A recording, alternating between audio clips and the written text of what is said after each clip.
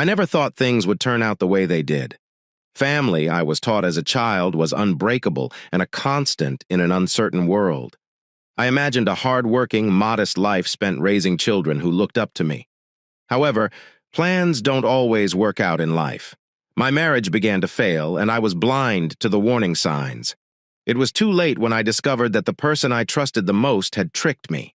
It seems unbelievable how quickly things fell apart in retrospect. Once upon a time, Carri and I appeared content as we planned for a larger home after Jimmy was born. However, I was too preoccupied with my work to see the gaps. When I did, Carri had already made up her mind to go, leaving me to pick up the pieces. I sat by the bay window and observed the neighborhood children playing. My son Jimmy was playing with them and grinning at me. All I had left of being a part of his life was that fleeting moment. Carri would drag him home if she knew he was around me. However, Jimmy never failed to give me a wave. It really got to me. Just 10, my son. Old enough to comprehend the events between Greg, me, and his mother. The way Carri told me she was leaving was the hardest part. Tuesday was just like any other. She said, "Jim, I'm pregnant." I gave her a joyful hug before realizing she was crying. That was not her hugging me. She informed me, "You do not own it. My move-in partner is Greg Allen." Startled, I went outside, knocked on Greg's door, and went back inside. I spent the night in jail after he called the police.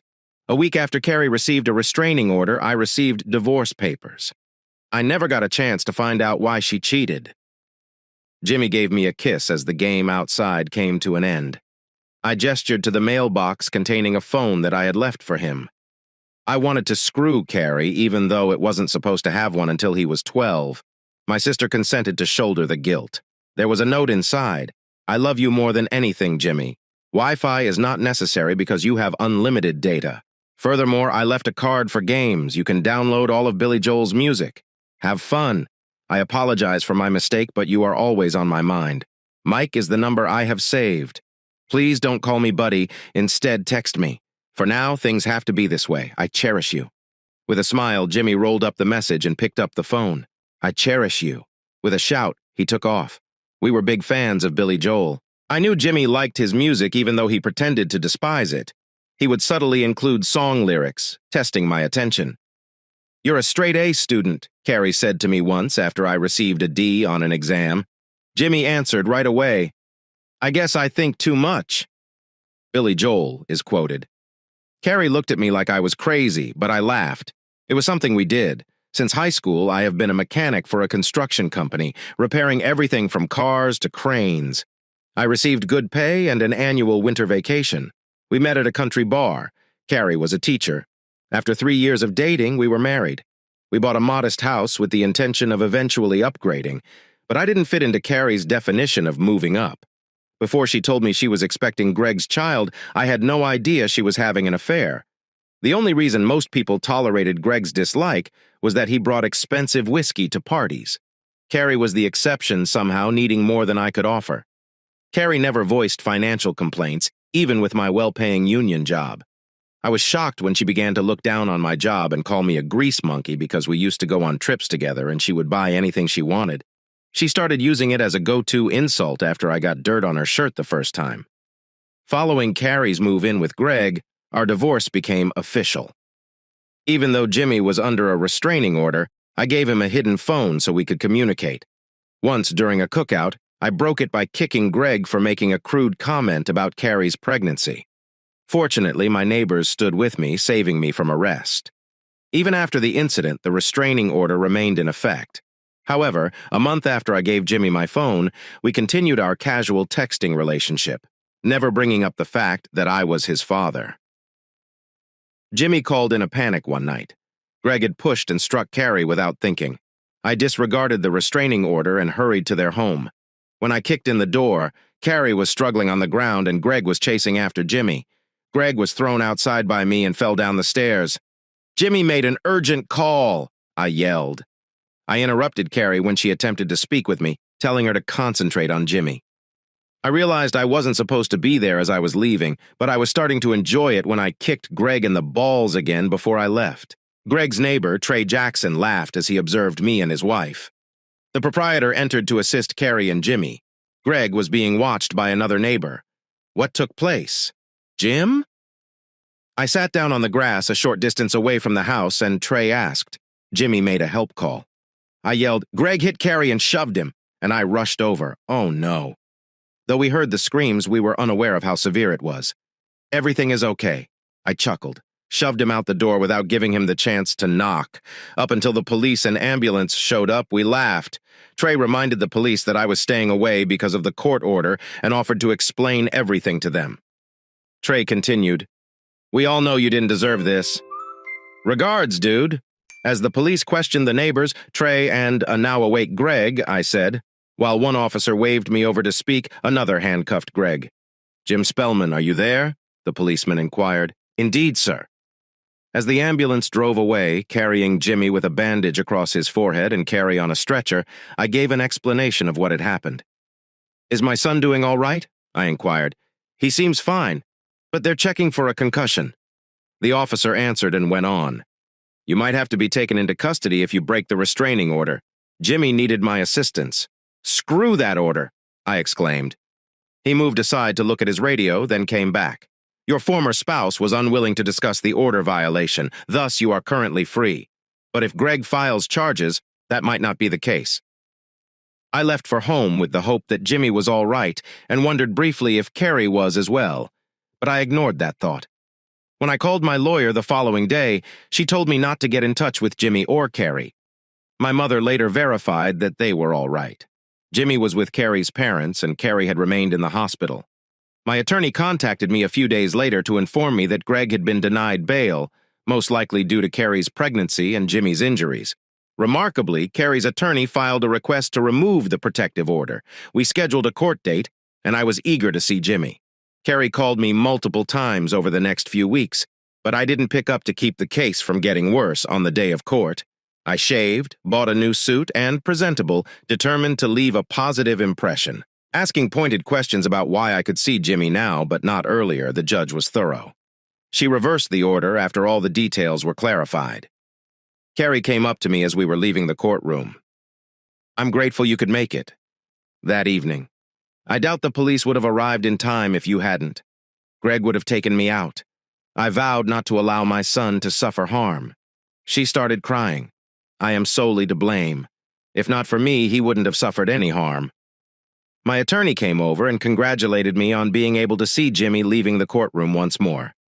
I had a floating sensation. Then I heard Jimmy exclaim, "Daddy!"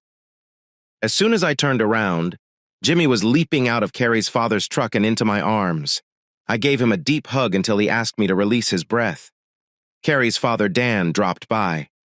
"I apologize for being late. It was heavy traffic," he said. "Not a problem. That's all I'm happy you brought him." "Carri, where are you?" I inquired. "After court, she fled." Dan said, "I think she's gone. Would you like to have Jimmy for the day? Perhaps we should grab dinner and catch up." I wavered. "She might, but we don't currently have a visitation schedule. It doesn't bother her." I heard something behind me. I looked over and saw Carri with tears streaming down her face. She whispered, "Let's spend some time together."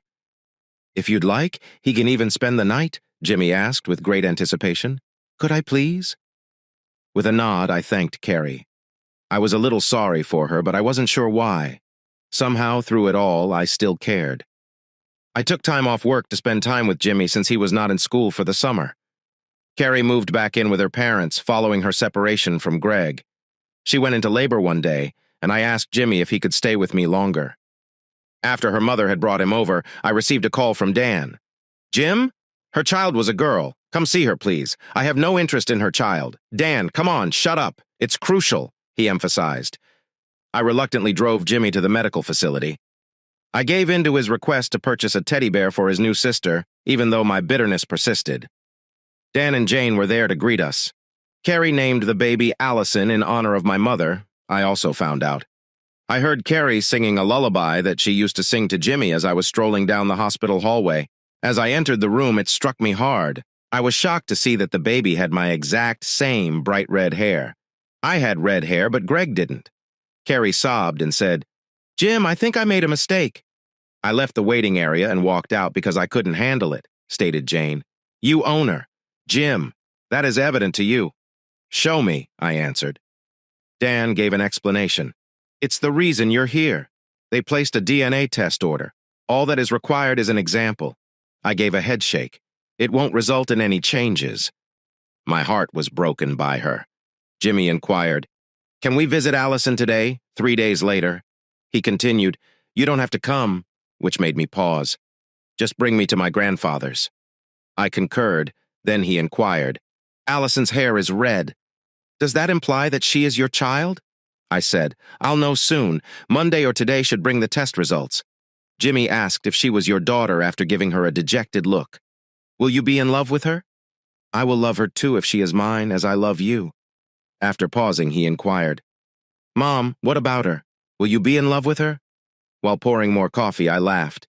"Either way, your mother will adore Alison," I said without thinking. "Jimmy, your mother hurt me.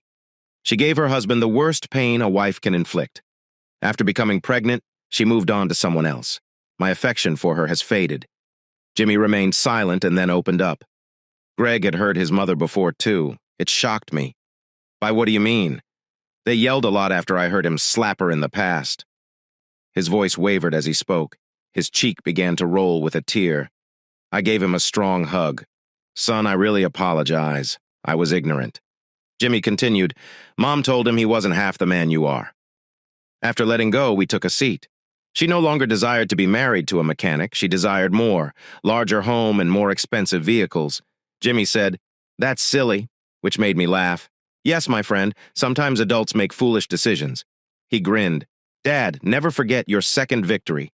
I arched an eyebrow. "How come?" He said, "You'll figure it out," and dashed off to get dressed. We went to Carri's parents' house later. Jane answered the door with Alison in her arms. "Hello, Jim. Has the doctor updated you yet?" I said, trying not to look at the baby too much. Jimmy inquired with great anticipation, "Mama, can I hold her?" "Naturally. However, take a seat first." Jane grinned and said, "Babies are fragile." Jimmy was clearly excited. I turned down Jane's invitation to come in for coffee. I wanted to wait to see Carri and the baby until I received the results of the DNA test. My phone rang right then. The lab was the location. "Good day, Mr. Spellman. We have verified a successful DNA match." Before they could finish swinging on the porch, I hung up the phone and just stared. When Carri left me for Greg, she had been carrying my child. I experienced difficulty breathing. Dan arrived after some time. "Jim, are you all right?" I said, "I'll never be okay." How could she subject me to this? I cherished her. Dan sat silently next to me. At some point he inquired, "Was that the lab?" I said, avoiding the truth, "Yes." I was not ready to acknowledge my daughter as my own. A hand touched my shoulder, Dan. "Jim, it's very clear." Was the test really necessary? I lost my temper. Indeed. How could I put my faith in that promiscuous child you reared? I instantly regretted it. "Dan, I apologize. It wasn't my intention." Dan let out a sigh. "I'm aware of your pain. My heart ached when you two split up. You have my son-like love. Dan is someone I know. All I'm feeling is rage. When she left me for Greg, she was expecting my baby. I have no idea what to do." Dan gave me a hug. "Give your parents a call. Their granddaughter has to meet them." "I can't stay, but I will," I said, taking a step back. "After what Carri did, I can't stand to be around her." Dan gave me a quick slap. "There is a father to that young girl. You keep that in mind." I gave a nod. "You're accurate. I'm merely stunned." Dan warmed up. "You'll have to face it eventually, so take your time. Give your parents a call." I gave my mother a call. "Mom, is it possible for you and Dad to join us for lunch? It turns out that your granddaughter is Carri's child." "How come?" "We'll arrive immediately." I asked Dan following the call, "Shall I take her in my arms?" Dan grinned. "Naturally, I'll grab both her and Jimmy." Feeling nervous and prepared to get up, I sat back on the swing until Jane arrived with Alison. My heart melted the moment I held her after she gave her to me. She was fast asleep. Jimmy ran out, giddy with anticipation. "Daddy, isn't she beautiful?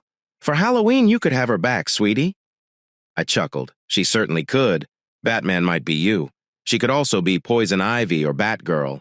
When Alison awoke, sobbing, Jane moved forward. She appears to be hungry. It was Carri at the door. I'll accept her. I haven't pumped a bottle yet, and she is breastfeeding right now. I turned Alison over, kissing her forehead, just before I turned to go. My parents showed up. With tears in her eyes, my mother hurried over. "She is consuming food." Jane hugged her and said, "Meet her here." My father laughed. "Ever since we hung up the phone with you, your mother has been in tears. Jim." My father asked Jim, "Do you think everything will work out?" as they entered. "Dad, I really don't know. I tried to concentrate on yard work when I got home, but my thoughts kept returning to Alison. Everything changed when I realized she was mine. I understood that I had to discuss visitation rights with my lawyer for all of my children, not just Jimmy. More child support would be required of me. I didn't mind, though. I went inside after cutting the grass to consider Reed childproofing the house. Jimmy's crib and baby gates were items I had saved from his early years. I realized that I might require a larger home. Jimmy and Alison could not possibly share a room. I was shocked at how disorganized the house had become since Jimmy had come back as I cleaned. However, cleaning was enjoyable. I had just sat down with a beer on the patio. I heard Dan and my father round the corner. "Do you want a beer?" I handed them bottles and asked. Dad chuckled. "I mean, we're not here for a deep discussion, are we? Or something similar," I whispered. "Jim, you've been through a lot," said Dan. "From being apart from Jimmy, you now discover that you are a father of two. You've handled it better than most men could. Jim," my dad became serious. "No matter what, you will always be this little girl's father." I gave a nod, but it seemed like he was teasing. "Have you given your relationship with Carri any thought?" he inquired. I let out a loud, sour laugh. "Dad, there isn't a relationship. She moved on to Greg and left me. Do you really believe that I'll just hand her back as if nothing had happened? Jim, are you losing your mind? It's not really that easy." "Trying to protect his daughter," Dan said.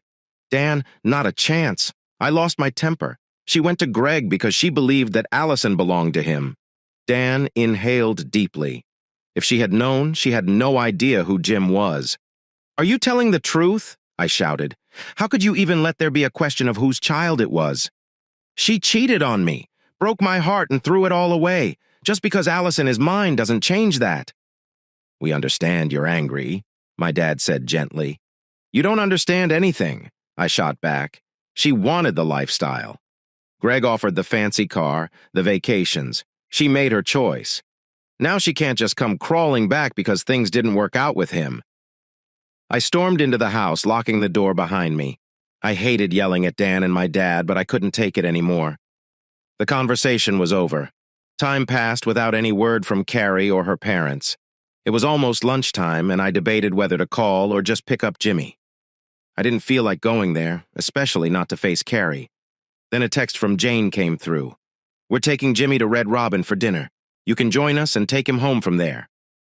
I figured Carri and the baby wouldn't be there. Who takes the newborn out to dinner? So I decided to go. Jimmy would help keep things light. When I arrived, they were enjoying a tower of onion rings, which made me smile. Jimmy always insisted on onion rings when we went out as a family. "Hey guys," I greeted, sitting down. Dinner went smoothly until after we ate. "Dad," Jimmy said, "we need a bigger house." I chuckled. "I agree. You and your sister won't be able to share a room when you visit. No, I mean so Mom and Alison can live with us again. I don't want to go back to Greg's house." "You're not going back there?" I assured him. "Greg's going to jail." Jimmy grinned. "Thank God I miss my old room." Dan frowned. "Jimmy, your mom, Alison, and you will stay with us for now, and she'll find a new place soon." Jimmy wasn't satisfied. "I want to stay with Dad." "Why can't I?" I tried to stay calm. "It's complicated. The judge gave custody to your mom. I'm lucky she's letting you stay with me these last few days." "That's not fair," Jimmy cried. "Why do I have to suffer?" I looked at Jane and Dan, but they did not meet my gaze. "It's not fair to me either, Jimmy." Silently, I said, "I had a family one day, and the next I lost everything. Your mother broke down in tears when she told me she was expecting Greg's child. Dad, she made a mistake. She merits another opportunity." I gave a head shake. "That song isn't about second chances, Jimmy. It's important to persevere. Furthermore, this is distinct." "Are you giving up?" Jimmy bellowed. "You're hardly making an effort." I grasped his hand. "I adored your mother, son. I can't take her back, though. She made her decision. Dan took over. We ought to end the day, in my opinion. For all of us, it's been a long time." With my consent, we departed from the eatery. Even though the ride home was quiet, Jimmy's upset was still evident. We talked about this almost every day. He yearned for our family to reunite. Over time, his tone softened, but his eyes never lost their sadness. 10 days following Alison's birth, Carri appeared at my doorstep. "Hello, Jim. Is it okay for me to enter?" she inquired. Jimmy ran in and gave her a hug when I called for him. "Hello, Mother. How is Alison doing? Grandma and Grandpa Spellman are with her." She grinned. "Okay, I see." We were left alone as he fled. "To take him home, are you here?" I asked, expecting the worst. "No, Jim, I want to talk to you." Despite my scowl, I guided her to the living room. "Would you like something to drink?" I made a clumsy offer. She sat down and replied, "No thanks." I lost it when I realized that restraining order had prevented me from speaking with you prior to the divorce. "Greg pressed for that one?" She cast a downward glance. It was Greg's suggestion. He desired retribution. For what purpose? For myself. Getting rid of him after he stole my family. With growing rage, I questioned. She whispered, "I know. You didn't have to invite him to that cookout either." I mentioned. "Perhaps not," she conceded. "However, you also didn't have to kick him. It was only after he called me a slit in front of Jimmy that I kicked him. You knew I would be there, Carri," I said. "You were aware?" Guilt in her eyes, Carri averted her gaze. "After that, you know, Greg was in rough shape. It's likely that you have hurt him more than you think." I started laughing heartily. It was ludicrous to think that by stealing my wife and wrecking my life, I had hurt Greg more than he had. I just wanted to get right to the point once I had calmed down. "Carri, what are your desires?" She let out a sigh. "Jim, you have my undying love." I became motionless. How come? I made a mistake. I erred when I dealt with Greg. I told myself that the baby belonged to him and that I had to be with him. She wiped a tear and said, "I didn't even consider that Alison could be yours. So you simply abandoned me without even exchanging words?" I inquired. She gave a nod. "I believed that to be my only choice. Greg persuaded me that we would make a good team. It wasn't until it was too late that I realized how wrong I was. I paced you while taking care of everything. Carri, our family existed. We were content." She broke into a whisper. "I know. I erred. You didn't just make a mistake. You took my son, put me under a restraining order, and now you're asking for another chance." She broke down once more. "Jim, I apologize. I know I don't deserve it, but I'm pleading with Alison and Jimmy to give it another go." I gave a headshake. "We can't just go back to the past, Carri. My heart was broken by you. I can't bring you back, but we can still be friends." "With regret." She nodded. "I recognize. Jim, I apologize for everything." Jimmy and her took off. I sat by the window that evening, thinking about how my life had completely changed. I should have been happy enough to have Jimmy back, but with Alison around these days, things got more complicated. From the moment I saw her, I fell in love. However, Carri's request for another chance caused havoc and confusion. I was concerned that Carri might not comply, even though my lawyer had already created a new child support agreement and visitation schedule for both children. The only leverage I had was her request for another chance, which I had just declined. Jimmy asked to stay with me rather than return to his grandparents when he got home later. I told him that there was nothing I could do because of the custody agreement that gave him to his mother. "How about Alison?" he inquired. "We'll resolve that shortly. As much as possible, I want to see her, in the same way that I missed you." Jimmy then asked for pizza for dinner. I shook my head at his suggestion to bring Carri and Alison along. "Jimmy, I understand what you're trying to do. That is not going to occur. I will never be with my mom again." With a shrug, he took off.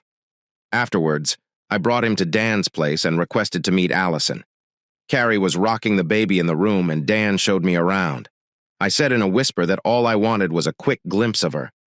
With a cold response, Carri said, "Look closely. You won't see her for a while."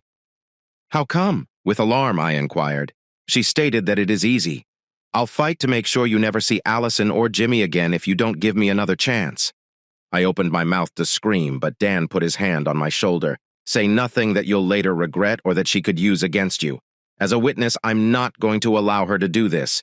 I'll track down the top father's rights lawyer, and together we'll take her to task." Angry, Carri got to her feet. "You won't see your grandchildren again if you continue to obstruct my family. I'll cut you off from my life."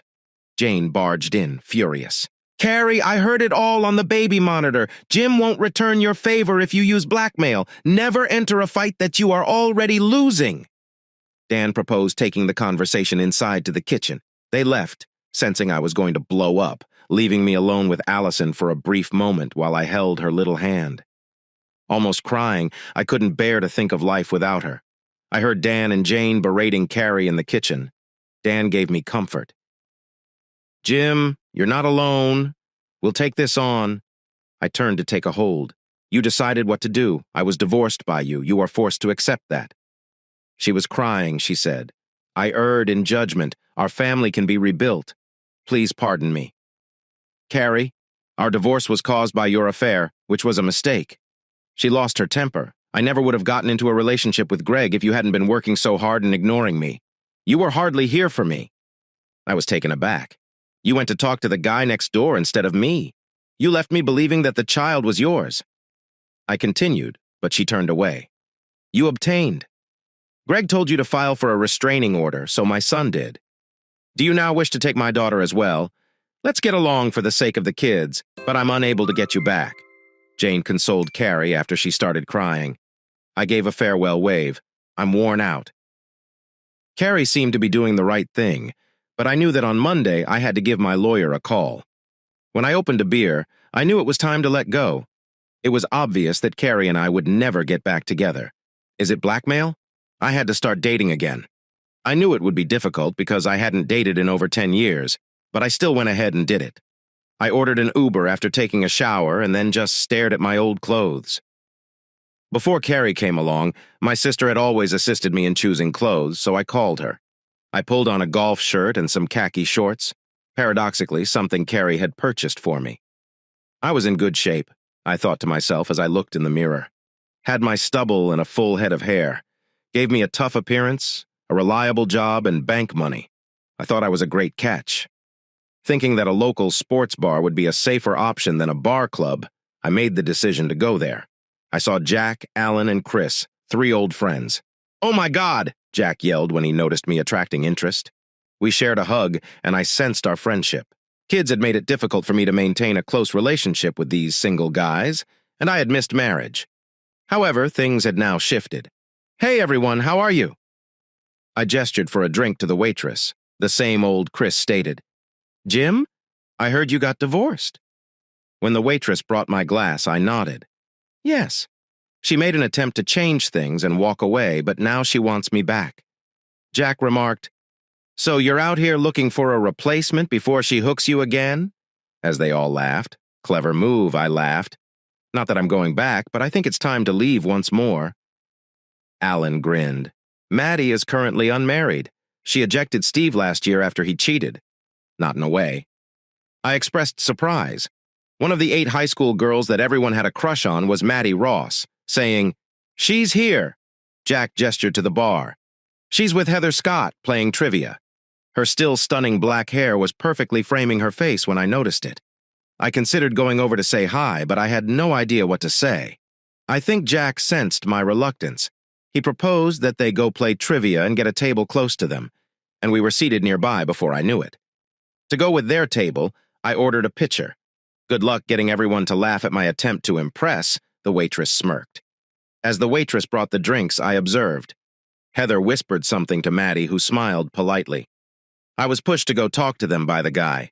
I got up and walked over nervously, perspiring and experiencing a teenage rush all over again. I almost said something dumb, but Heather stopped me. James Spellman, drinks that you purchase should be delivered by you. She made fun of it. I gave a shy smile. I had doubts that you would recall me. Naturally, we do remember you, laughed Heather. I assumed you were wed. I held up my left hand. Divorced half a year ago. Heather apologized for hearing that as Maddie straightened up a little. And then I saw Heather's ring. Are you wed? Yes, it has been 5 years. We have twin girls together, having married Kevin Carlson. My daughter is just a baby, and my son is 10 years old. A newborn, I answered. Startled, Maddie inquired, Yes, when she departed for someone else, she was carrying my child. Heather remarked, That's quite a story, as Maddie appeared stunned. Maybe one for another time, I grinned. Trivia that starts off correctly. Maddie gave a nod. We never failed to notice it. Would you like to come along? I wavered. I'll check up on my friends, but I came with them. Jack made a joke as I made my way back to my table. Tiger, go get it, eliciting laughter from all. I looked back to see that Maddie and Heather were fighting. I went back and took a seat, taking a chance. Do you miss me? They smiled at each other when I asked.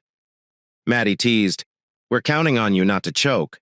I answered, I'll try my hardest.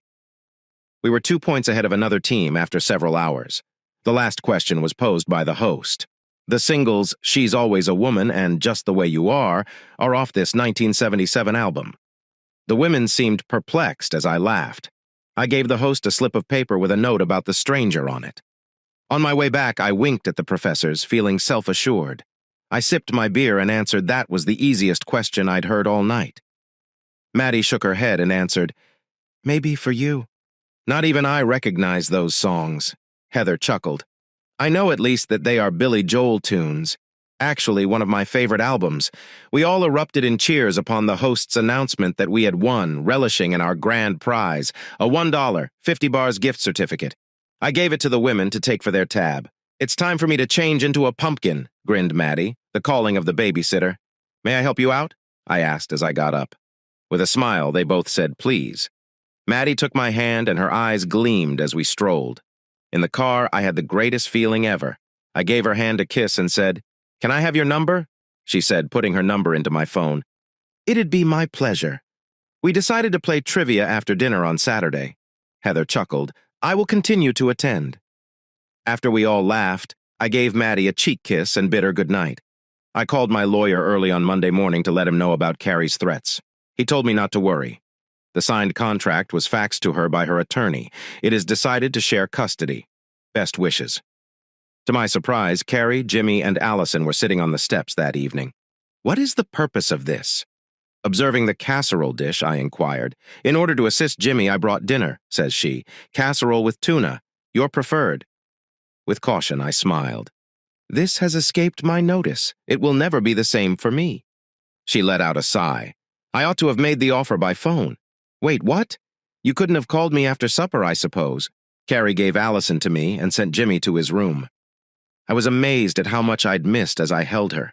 Carri appeared uncertain. I consented to child support and visitation. Quietly, she said, And what if you never get to see your children again? Remembering her earlier threat, I asked. She said I overreacted. I yearned for you to return. I exhaled. Before you left, I wish you had treated me this way. It seems like you don't want me right now. You require me.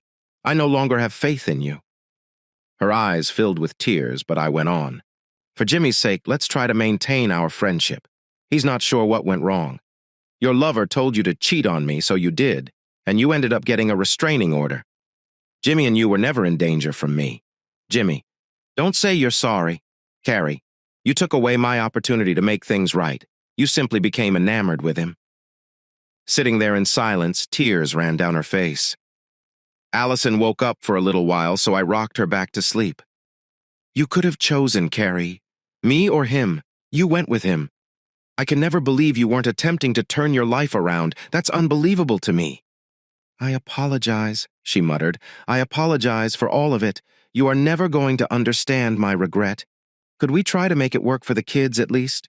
Feeling relieved, I reclined. At last, Alison fell asleep in my arms. I'm never going to take you back, Carri, but we can still be friends. She gave a nod, tears still pooling in her eyes. Yes, I am aware. I texted Maddie after Carri and the kids left. All I wanted was for you to remember me, anticipating Saturday when she failed to respond immediately. I started to pace the house while constantly checking my phone. I texted her too soon and began to worry. I felt awkward dating again and didn't know what the rules were. Had I given it more time? And what if she said nothing? Was that a negative omen? She still hadn't shown me her children. We hadn't even gone on our first date yet when my mind began to race with questions. My phone finally rang 10 long minutes later. When I realized it was Maddie, a wave of relief swept over me. Hello, Maddie, she said teasingly. Hello, handsome. I'm not a big fan of texting. I like to speak. I apologize for that.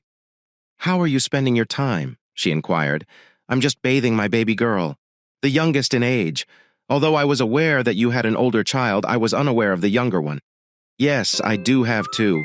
Allison's a newborn and Jimmy is 10. You can't be scared of 3 kids, right? Her question carried a hint of worry. I chuckled. No, I adore children. I have 2 of my own. Yes, our elder children attend the same school. Really? That is fantastic. I'm not sure that I ever saw you at any functions. Before I started working the second shift at the hospital, I had a horrible schedule. I recently moved to the first shift. Yes, I do recall you saying that you work as a CNA. Indeed. That's one of the reasons my marriage failed. She let out a sigh. Actually, my cheating ex-husband did, but he put the blame on my employment. I'm sorry to hear that. Kind of reminds me of something my wife used to say. I was too exhausted from working too much, the typical. We both chuckled for a brief while. It's all rubbish, Maddie exclaimed. She went on. They cheat, and then they put the blame everywhere but on themselves. They harm everyone around them while defending it. How many times did I have the opportunity to cheat, but I didn't? I couldn't treat my partner that way. But those who cheat, they don't give a damn. Yes, I let out a sigh. Carri is still attempting to win me over. She, my son, and even her parents have turned against me. Here, I believe they have finally realized that I am the victim. Jim, we are the ones who suffer.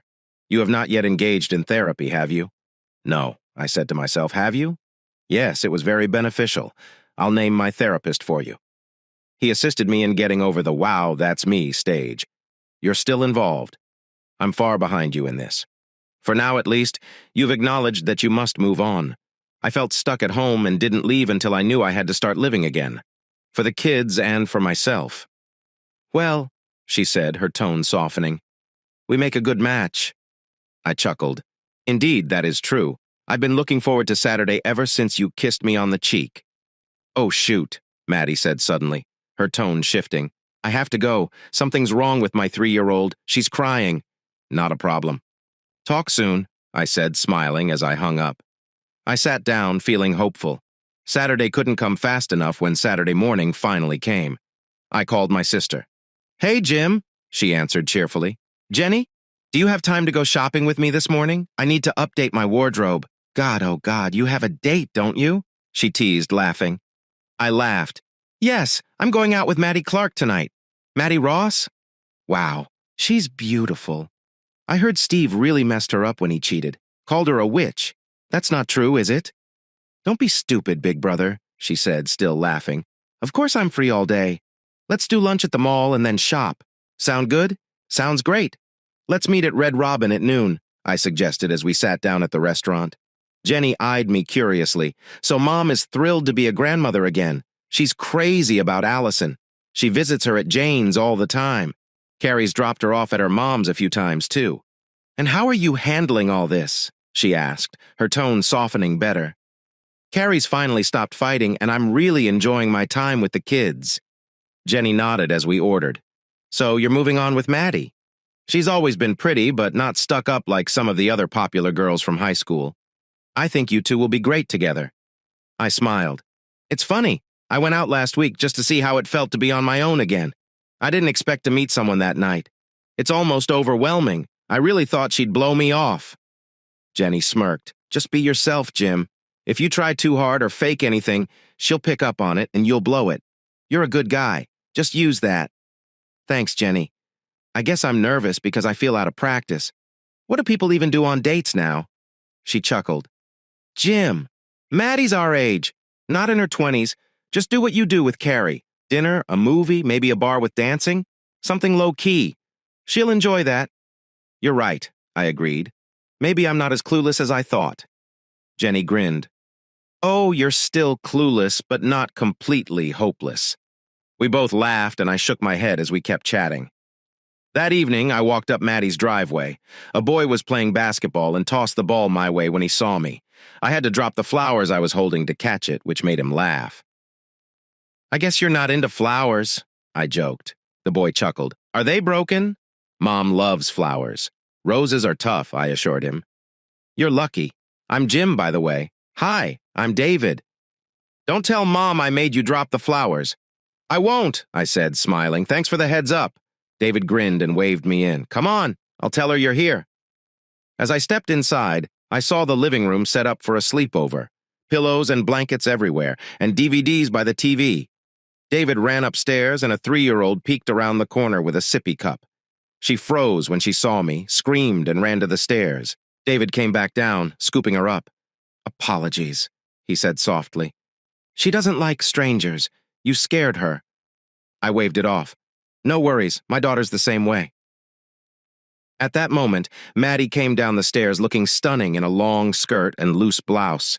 She grinned at me and took the little girl from David. She said, "This is David. He attends the same school as Jimmy, your son." "Willie Spellman?" David inquired.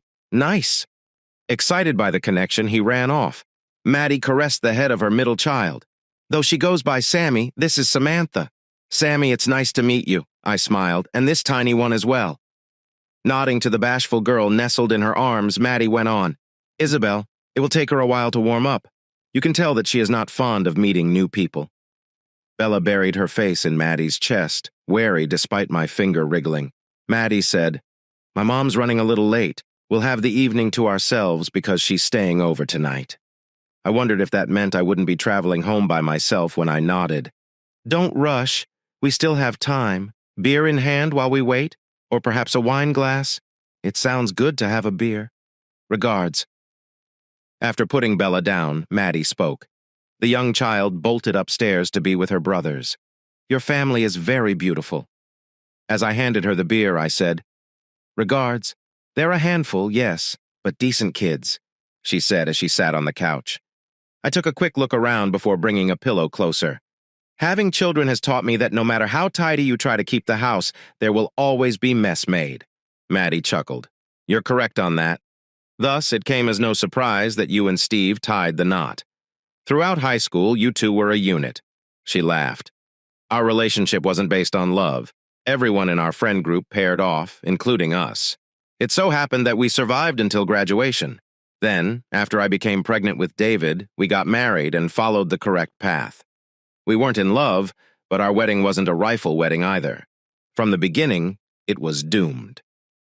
I sipped my beer and nodded. Maddie checked her watch before she could answer me.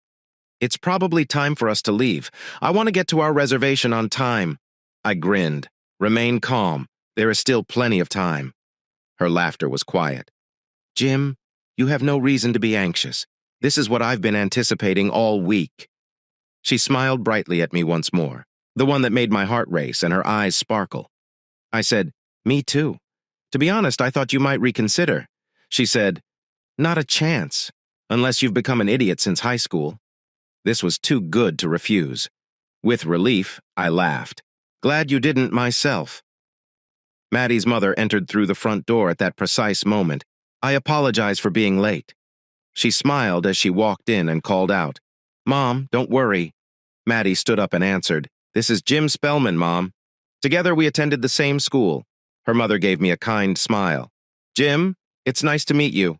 I'll come find you, or take care of my favorite daughter." I laughed. I assumed the father's role was to intimidate me. "She died last year, her smile breaking my jaw." "That breaks my heart to hear," I whispered. Her hand was waved off dismissively. "Put it out of your mind. All I ask is that you enjoy yourself tonight." She winked and said, "Not too good," which made us both laugh. After Maddie bid her children farewell, we left. Maddie's mother laughed out the doorway as we drove away. Maddie and I sat at the table by the window when we got to the steakhouse. It looked ideal for a laid-back yet profound evening. But as soon as we settled in, something strange occurred. My ex-in-laws, Dan and Jane, were seated 2 tables away. My stomach fell when I saw them. I wanted to run away, but Maddie sensed my discomfort and said, "Jim, what's wrong?" Sighing, I gestured for her to take a seat. "My parents are present, across 2 tables." Silently, I said. She turned to look back, and they saw us right away. I prepared myself for a tense exchange, but I was wrong to be concerned. With a smile on their faces, they approached our table. "Jim," Dan said, giving me a pat on the back. "It's nice to see you around. Who is the attractive one?" Jane held his hand as he asked, smiling. I gave an uneasy smile. "Hello, everyone. This is my date, Maddie. Maddie, these are Dan and Jane, my in-laws." Jane gave Maddie a kind smile. "Maddie, he's worth keeping. Keep him from leaving like my stupid daughter did." Maddie appears stunned, her eyes wide as a deer caught in headlights. All right. Really, I have no idea what to say. She stumbled, obviously surprised. Dan chuckled, refrained from speaking. Enjoy your evening, please. Maddie released a breath she had been holding after they had left. That was something, she said, half surprised, half laughing. Indeed, they are decent people. Carri tried to scare me into thinking she would take the kids if I didn't take her back, but they set her straight, I said, relaxing. Maddie arched an ear. Really, do you believe it was a bluff? I said I wasn't quite sure. I believe she mentioned it out of desperation after thinking about it. I'm not thinking about it, though. What counts is that she signed the custody documents.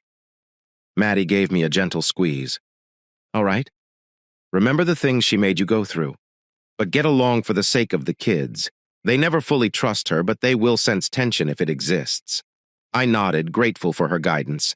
I made the decision to do something nice when the waitress arrived. Could you please deliver a few sweets to that table?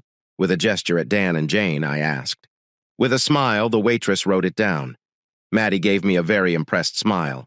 We laughed and told stories as we went along with our dinner, and then we went to the bar for trivia night. Heather was holding a table when we walked in, and Jack and the guys were also there, giving me high fives when they saw Maddie laughing. Being with her made me feel proud beyond measure. Her laugh had a contagious quality. Where did the two of you go to eat dinner? Curious, Heather asked. To the chopping house, stated Maddie.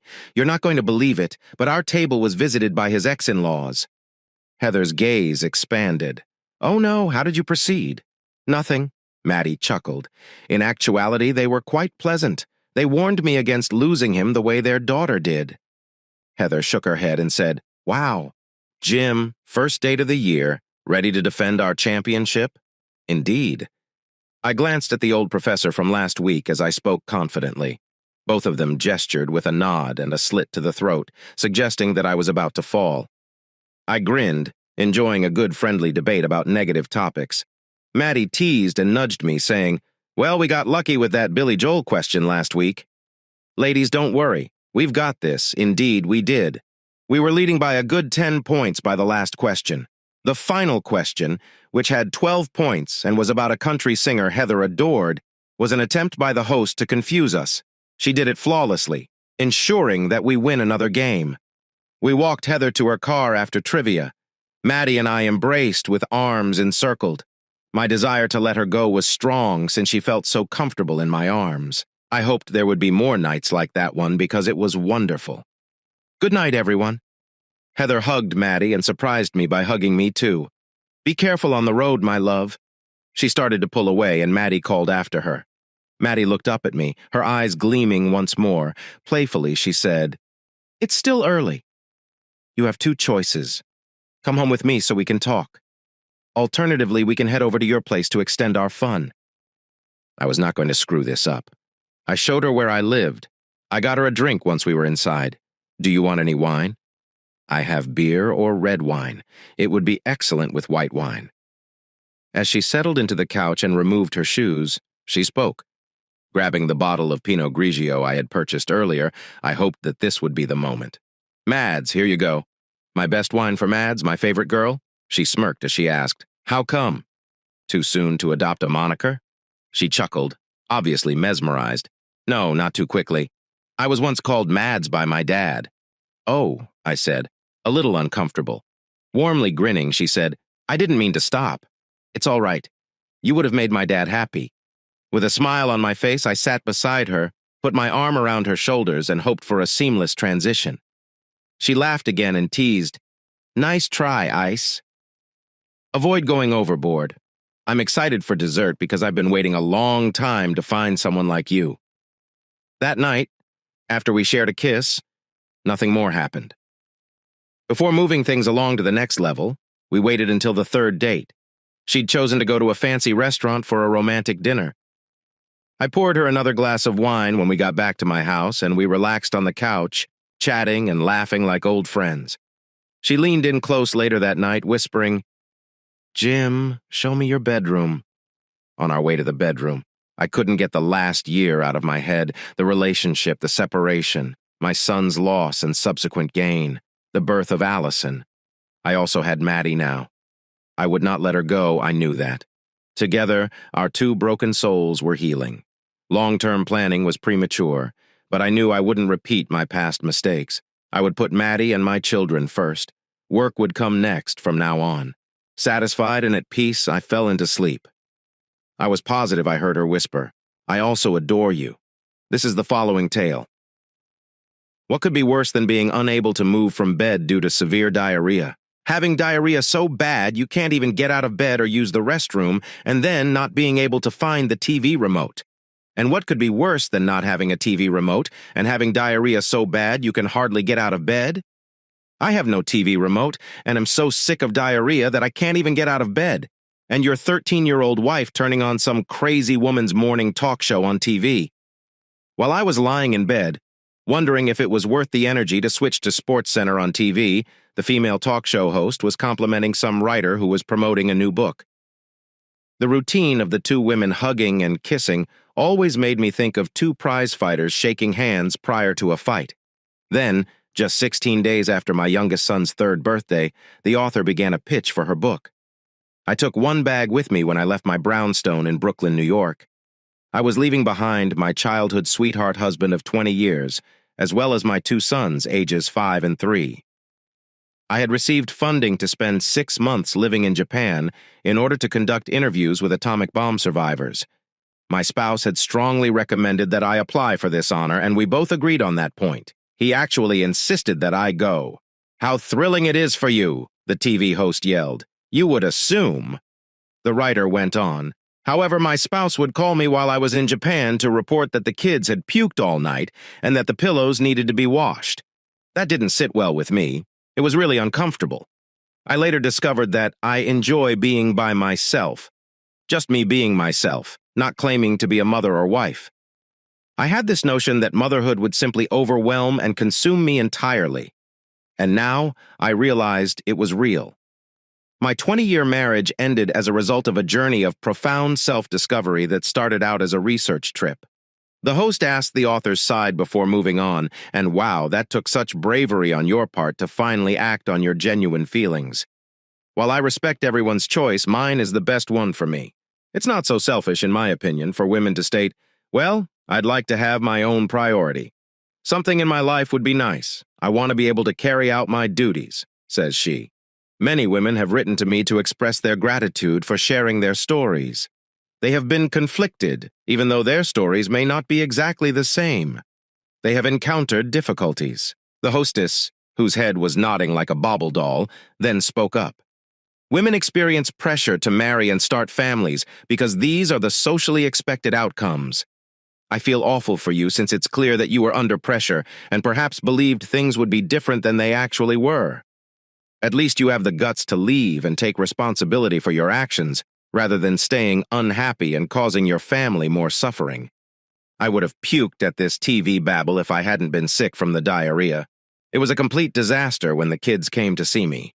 The author went on, "Even with feeding them, I had no idea what to do with these bouncing balls of energy. It was difficult to locate a bathroom for them. I realized that I no longer wanted to be a full-time mother after just 4 months of being on my own." With sympathy, the host took the author's hand. "You must have had a very difficult time making that choice." As the writers continued to discuss how a male full-time caregiver is a saint and a female full-time caregiver is just another mother, the camera panned in for a close-up. We don't question this equation. Indeed, we demand it. We penalize the very notion that being a mother can take on different forms.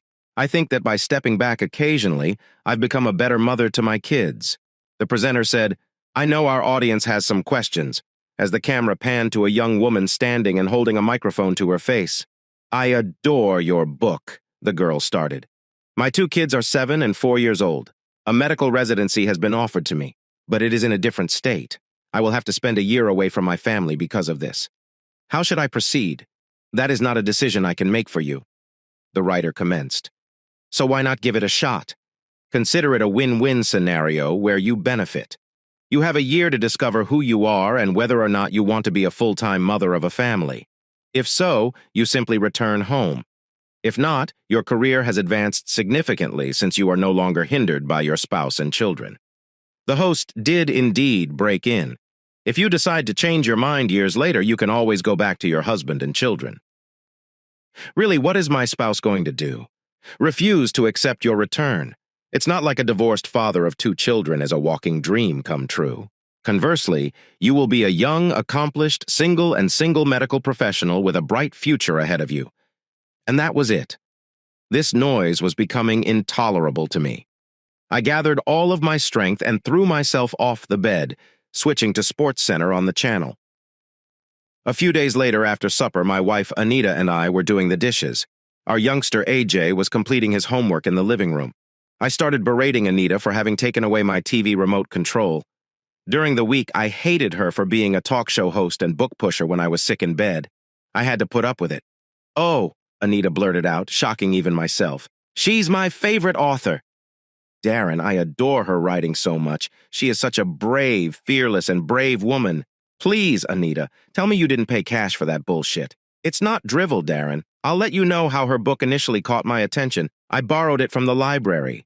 Then I really relished it. I would like to meet her when she signs books, purchasing a signed copy of her book. Anita continued. I used the gift card your mother got me for Christmas when I made a face. Anita, really? You mentioned that you enjoy authors' work, so I started to wish to meet one. It's like being partial to Patty and wanting to meet a duck. Anita chuckled. I really liked the high melodic tone that she had. I finished the last dish, and then I talked to her. All right, Anita, for the student with special needs who rides the short bus to school, could you tell me why you were so unafraid of a mother who left her 20-year marriage and her 2 preschool-age children? You must read the book, Darren, in order to comprehend. In order to become a better mother, she had to leave her kids. You are aware that she no longer answers her phone or responds to texts during the 4 or 5 hours she spends with her kids? She completely gives the kids her whole attention. Oh no, Anita. Often she receives the Good Housekeeping Mother of the Year award. With sarcasm, I said. It's similar to someone who adopts kittens, finds out they require care, and then returns them to an animal shelter. Someone is a self-centered flake if they give up their children in order to come to some realization. Putting someone like that on television is akin to putting someone on television who enjoys training dogs for combat. Anita gave me a light-hearted slap with the dish towel.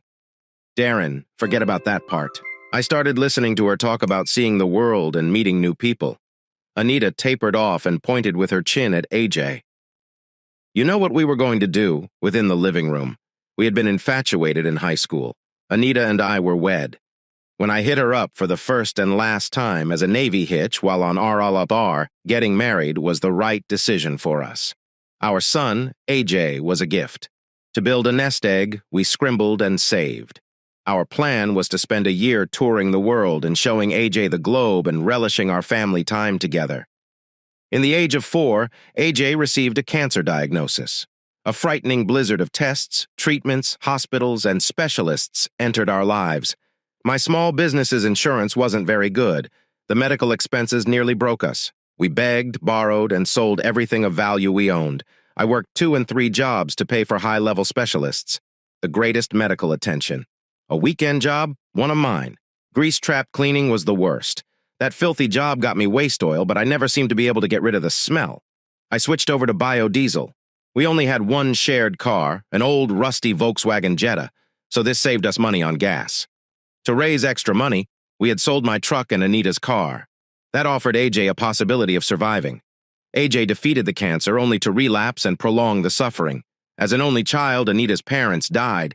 She could not handle this entire ordeal.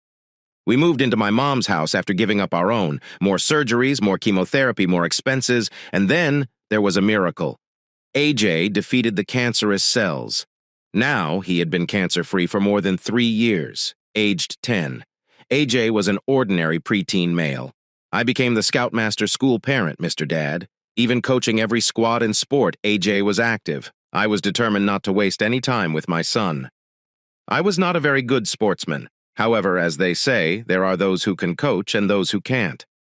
Anita obtained work after her mother retired to Florida. Thus, our lives were more typical. While working together, we were able to reduce our debt and save a small amount of money. I kissed Anita's neck and took her by the waist. We must exercise patience. Anita, you've been through a lot. We'll arrive. All it will take is a little more time. Before we leave for Bora Bora, let's pay off this debt even more." Anita smiled sadly at me. "I am familiar with Darren. It's simply difficult. I don't want our passports to be empty like mine were. Always preparing, never really doing anything." With a box full of travel brochures, they passed away, living off other people's postcards. This was a conversation we had many times. I therefore made an effort to make the situation humorous. Anita. Most people go to distant places to observe people and customs that they would not pay attention to at home with fascination. She would always laugh at this, but not right now. I attempted a more somber tone. "I wish I could see beyond his laptop, but as a family, we'll handle this." "All right, Darren." Anita kissed me and said, "My world had just fallen apart at the table in my kitchen from the elegant older woman." One of the 3 partners at the real estate law firm Anita worked for, Wesley Stanford, was her husband. Once a modest business, they had grown significantly during the housing boom, hiring employees and opening offices at a startling rate. They had grown to include insurance, house inspections, and even moving and home repair. In less than 2 years, Anita had gone from being a part-time temp filing papers to a full-time assistant. Anita came home from work 6 months ago, beaming with news that her firm had selected her to assist with a seminar. Anita was going to the Capitol to support her boss, Wesley, who was giving a speech on novel approaches to obtaining mortgages for borrowers who would not ordinarily be eligible. Though it wasn't precisely Paris or London, Anita, a girl from a small town, felt as though she had been in that city for the last 6 months. Anita traveled with her boss, Wesley, at least once a month as he gave speeches at conferences around the state. There was great demand for Wesley on new, exotic mortgages. According to Anita, the firm gained significant exposure to reach a new clientele. It seems that Anita had been in contact with more than just that.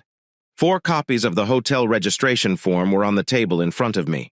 My wife, Anita, had neat handwriting on each one. They read the Stanfords, Mr. and Mrs. Wesley. There must be an explanation. The woman in front of me asked. Perhaps they were multi-bedroom suites. That sort of thing. I was clinging to thin air. She sighed as she turned to face me. "I regret to inform you that these are single rooms with a single bed. Wesley would have to justify the extra expense to the company, so he is too frugal to invest in anything more luxurious. As you can see, Wesley even took shortcuts when it came to the hotels which hardly receive an A. I was clinging to thin air." "Are you certain Anita was the one?" She inhaled deeply before responding. "You seem like a good man with a lovely family, Darren. I just felt that you ought to be aware of your wife's participation in these seminars alongside Wesley. As she went on, I took another look at the documents. For my part, I've already traveled this path with Wesley on his 40th birthday.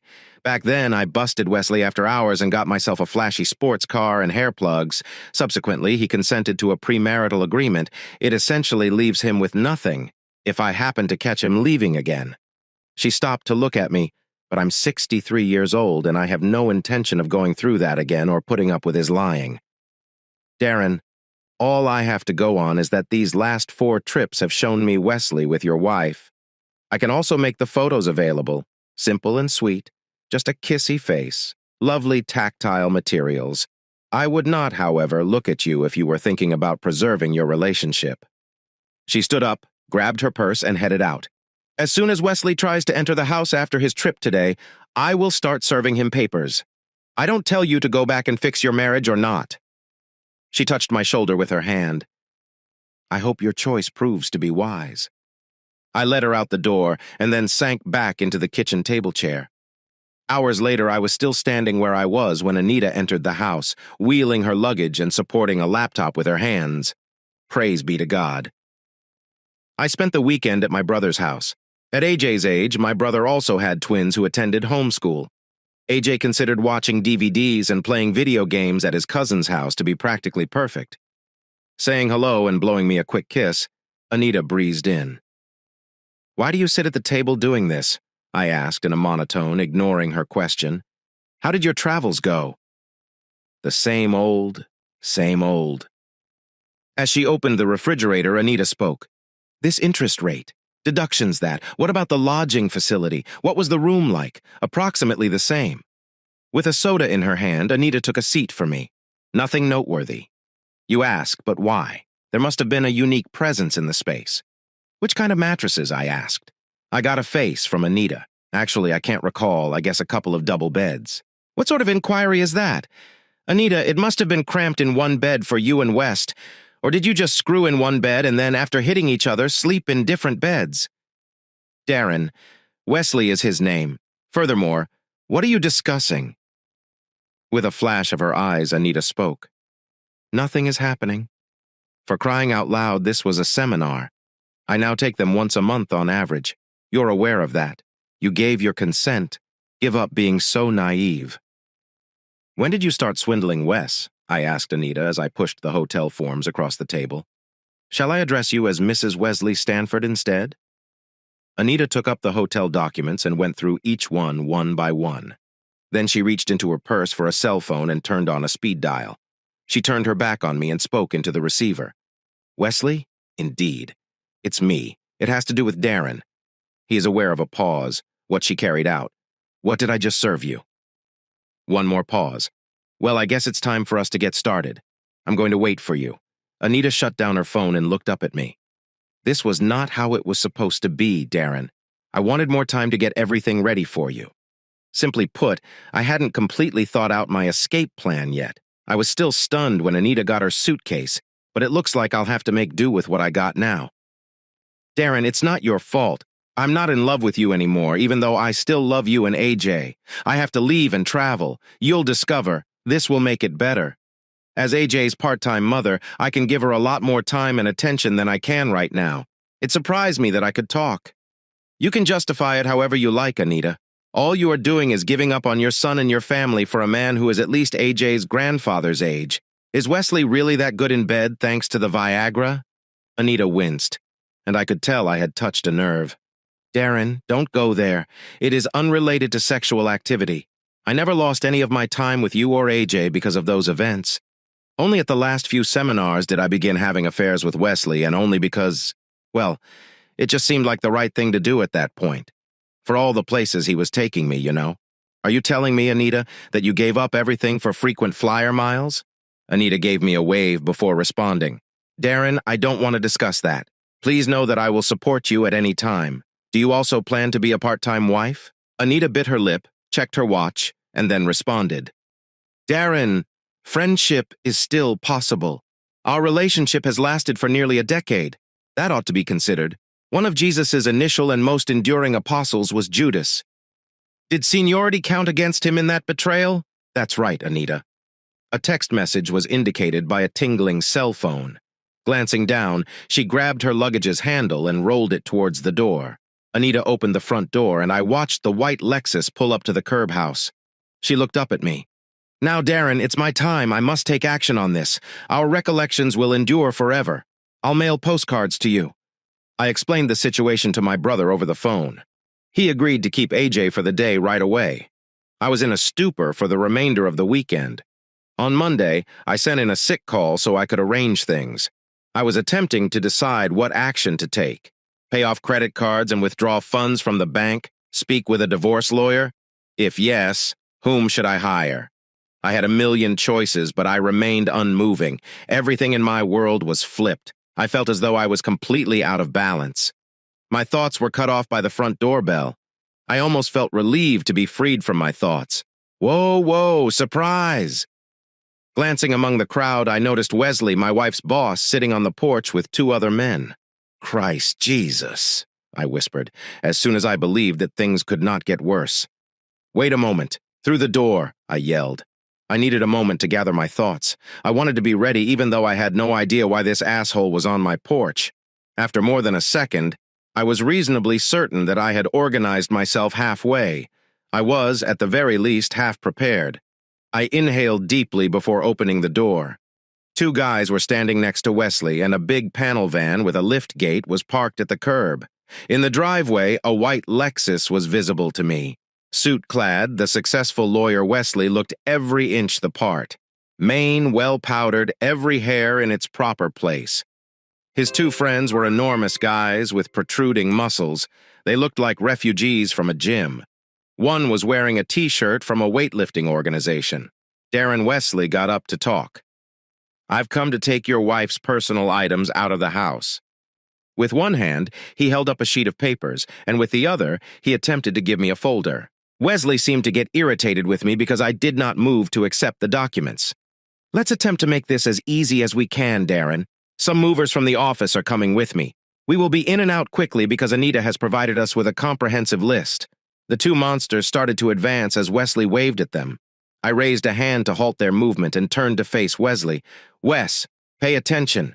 I called him Wes on purpose because I remembered Anita, my wife, telling me how Wesley detested that spelling of his name.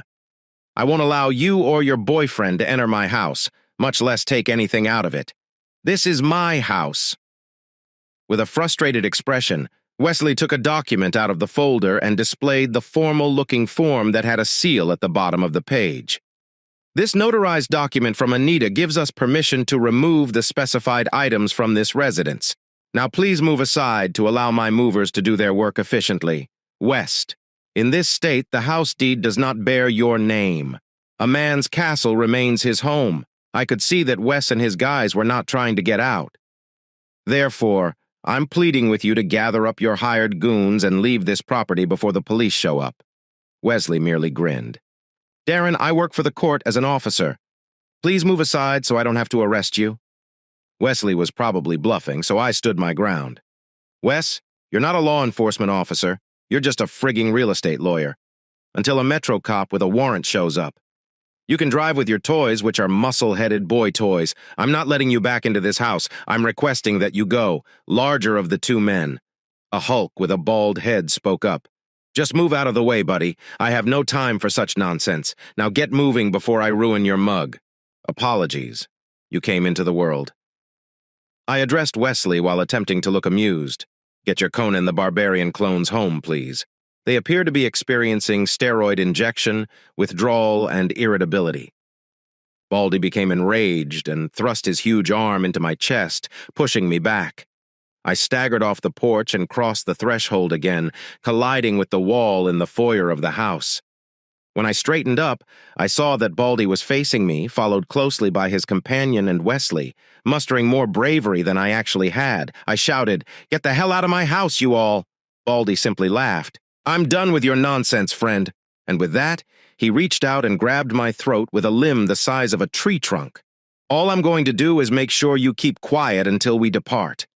He glanced at his friend behind him. "It appears to be going to be a light workout." I was thinking a lot of things. My main concern was that I didn't want to die from oxygen deprivation. Baldy could reach me by about 6 inches. He squeezed my throat, and all I could do was thrash about his arm. Then Baldy drew me nearer to him, increasing our grip and separating our faces by a few inches. "Now, buddy, where's the big tough talk?" Hissing at me, he moved so smoothly I was taken aback. I took the gun from my waistband and pressed the barrel up against Baldy's left ear. I quickly squeezed the trigger 3 times. Have you ever fired a handgun in a tiny room with tiles? It's so loud, damn it. Sounds like an exploding bomb. The gunfire reverberated off the walls, ringing both of my ears. A number of things happened practically at once. Baldy let go and collapsed to the ground, clutching his head with both hands as he screamed. Baldy's partner went cold, then shouted, "Don't shoot, man!" as he backed up against the door jamb with his arms raised. "Avoid shooting!" Wesley, too! He bolted from the door. Wesley moved so quickly that I never saw him leave the house. All I saw were papers flying everywhere. I saw Wesley's Lexus rip across the lawn, so maybe he had an urgent appointment. Wesley's vehicle sped down the street after bouncing off the curb. Baldy was still kicking around and screaming, his head held aloft. There was a stain developing at his crotch, competing with the smell of gunpowder with an unpleasant odor. I gave the other guy a face-first bark while he was on the ground. "Put your hands behind your head." He obeyed, which shocked me because I had never really understood whether that was effective. All I had to go by was a lifetime of watching police dramas. The sound of the gunshot diminished. These screams all became moans. I took out my phone from my shirt pocket and turned up the volume. The voice coming from the cell phone was tinny. "Speaker, can you respond to me, sir? Do you remain on the line, sir?" The 911 operator was the one who called. I answered the door after making a call. "There are squad cars on the way. Are you there, sir? Are you there, sir? Kindly respond to me." When Baldy's burly, ground-level buddy heard the voice on the phone, he began to yell, "Help is on the way! This guy is insane! There is a gunman with him! This guy is crazy! He intends to murder each of us!" At that moment, my son AJ emerged from the top of the stairs. "What the hell, Dad? What the heck happened, really?" His eyes widened as he took in the sight of his father pointing a gun at two men. "Hey, AJ, head outside and hold out for the cops." My boy appeared motionless. I said sharply to jolt AJ out of his daze, "Go right now. Take extra care not to topple the video camera situated on the stair landing step." With caution, AJ descended the stairs. I had a video camera set up and it was still recording, so he avoided it. He ducked out the door, weaving past the two weightlifters. You can imagine that when the Metro PD arrived, things got heated. Baldy was taken to the medical facility.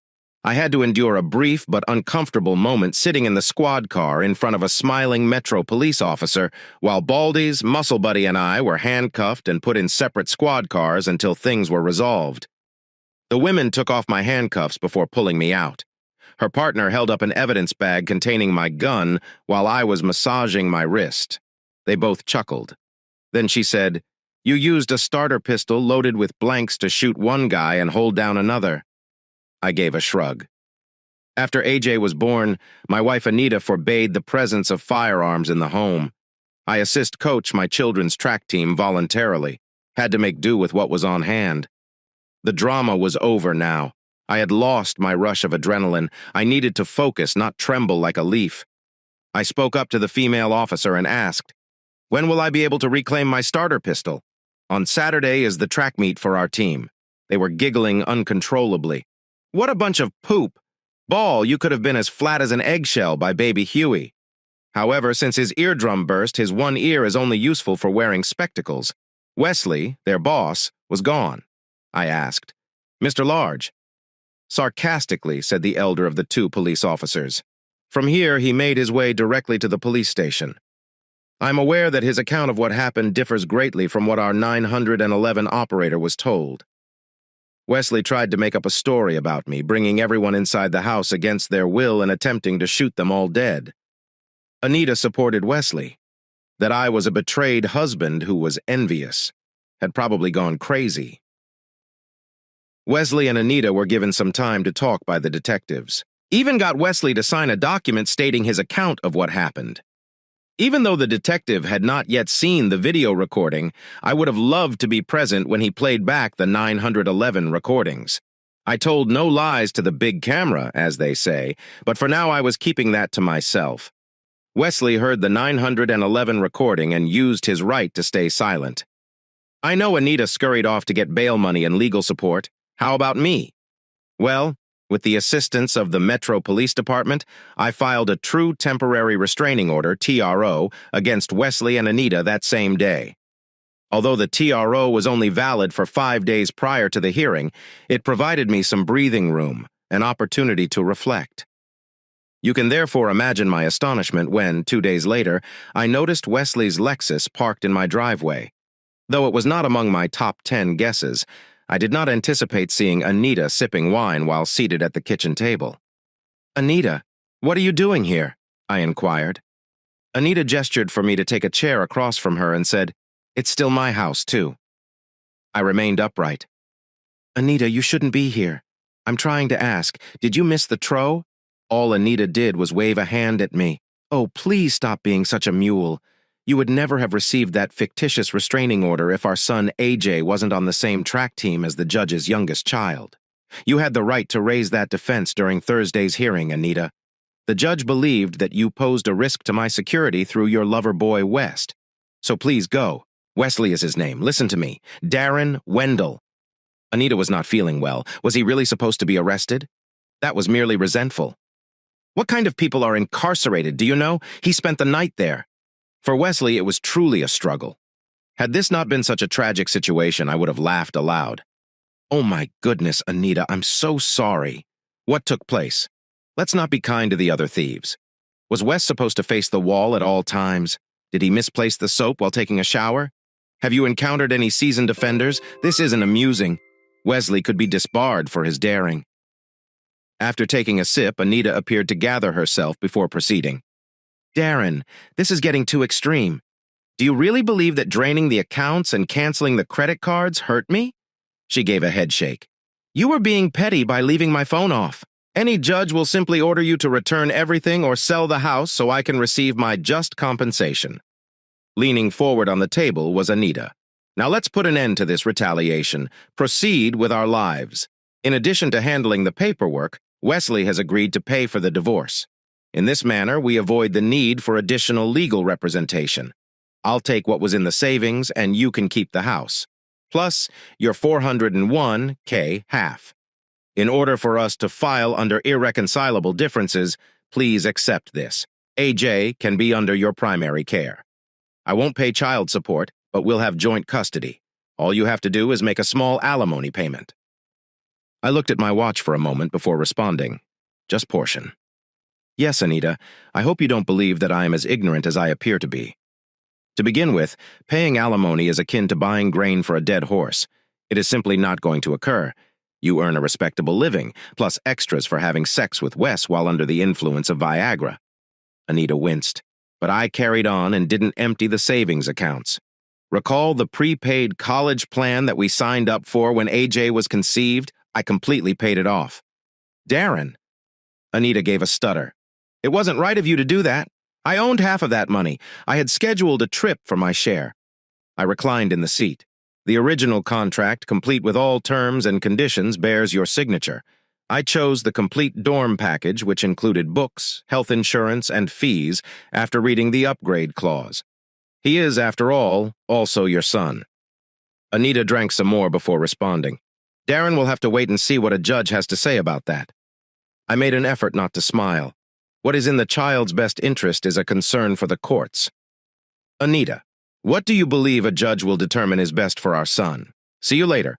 Knowledge on the one hand. On the other hand, are you traveling in business class with your partner who has taken Viagra? Anita gestured around the room, clearly confused. I assume you'll be ready to give up your $401K or sell this house where you grew up. To me, it makes no difference. Never fear, though.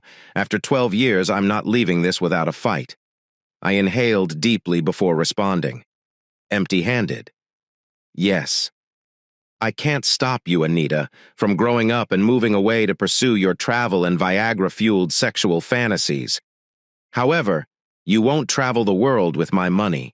Unfortunately, it seems that AJ's welfare is getting in the way of your exit plan. You are free to leave. My $401K has already vanished, so hopscotch away or run away. I paid some of the money my mother loaned us to cover AJ's medical expenses with it. It appears that you are not bringing up the debt that we have. Darren, you should pay the debt if you want the house. Okay, if I want the house. You do realize that this house isn't actually ours, Anita? Before Anita could respond, her eyes narrowed. Darren, what are you trying to pull? We used the money your mom gave us to pay AJ's bills. I am aware that when she relocated to Florida, she also offered us the house to live in.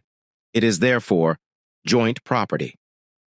I rose from the chair and went to retrieve some papers from a drawer.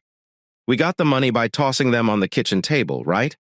My mother did not have any sugar infused with Viagra, Anita. Neither she nor Daddy had that kind of money. To help us pay for AJ's medical expenses, Mom took out a second mortgage on the house. This home? My mother's name is still on the table that I tapped on. All we have been doing is making monthly loan payments. Will this be the house when Mom passes away? But she was doing well when I spoke with her yesterday, living and well. She also revoked her will and is about to draft a new one. Thus, Anita, feel free to indulge in the air, miles enhanced with Viagra, but do so with caution. Viagra, after all, Daddy's money. Anita finished her glass of wine. Darren, what has happened to you? Although I am aware of your pain, this is for the best. Why do you feel the need to punish me? You were never so nefarious, an individual. We've spent far too much time together, not to mention everything we have experienced together. My plans are being destroyed by you. This nasty behavior isn't typical of you. This isn't how things have to be. Anita was interrupted by the doorbell ringing. I stood up to respond, bringing 2 Metro police officers back with them.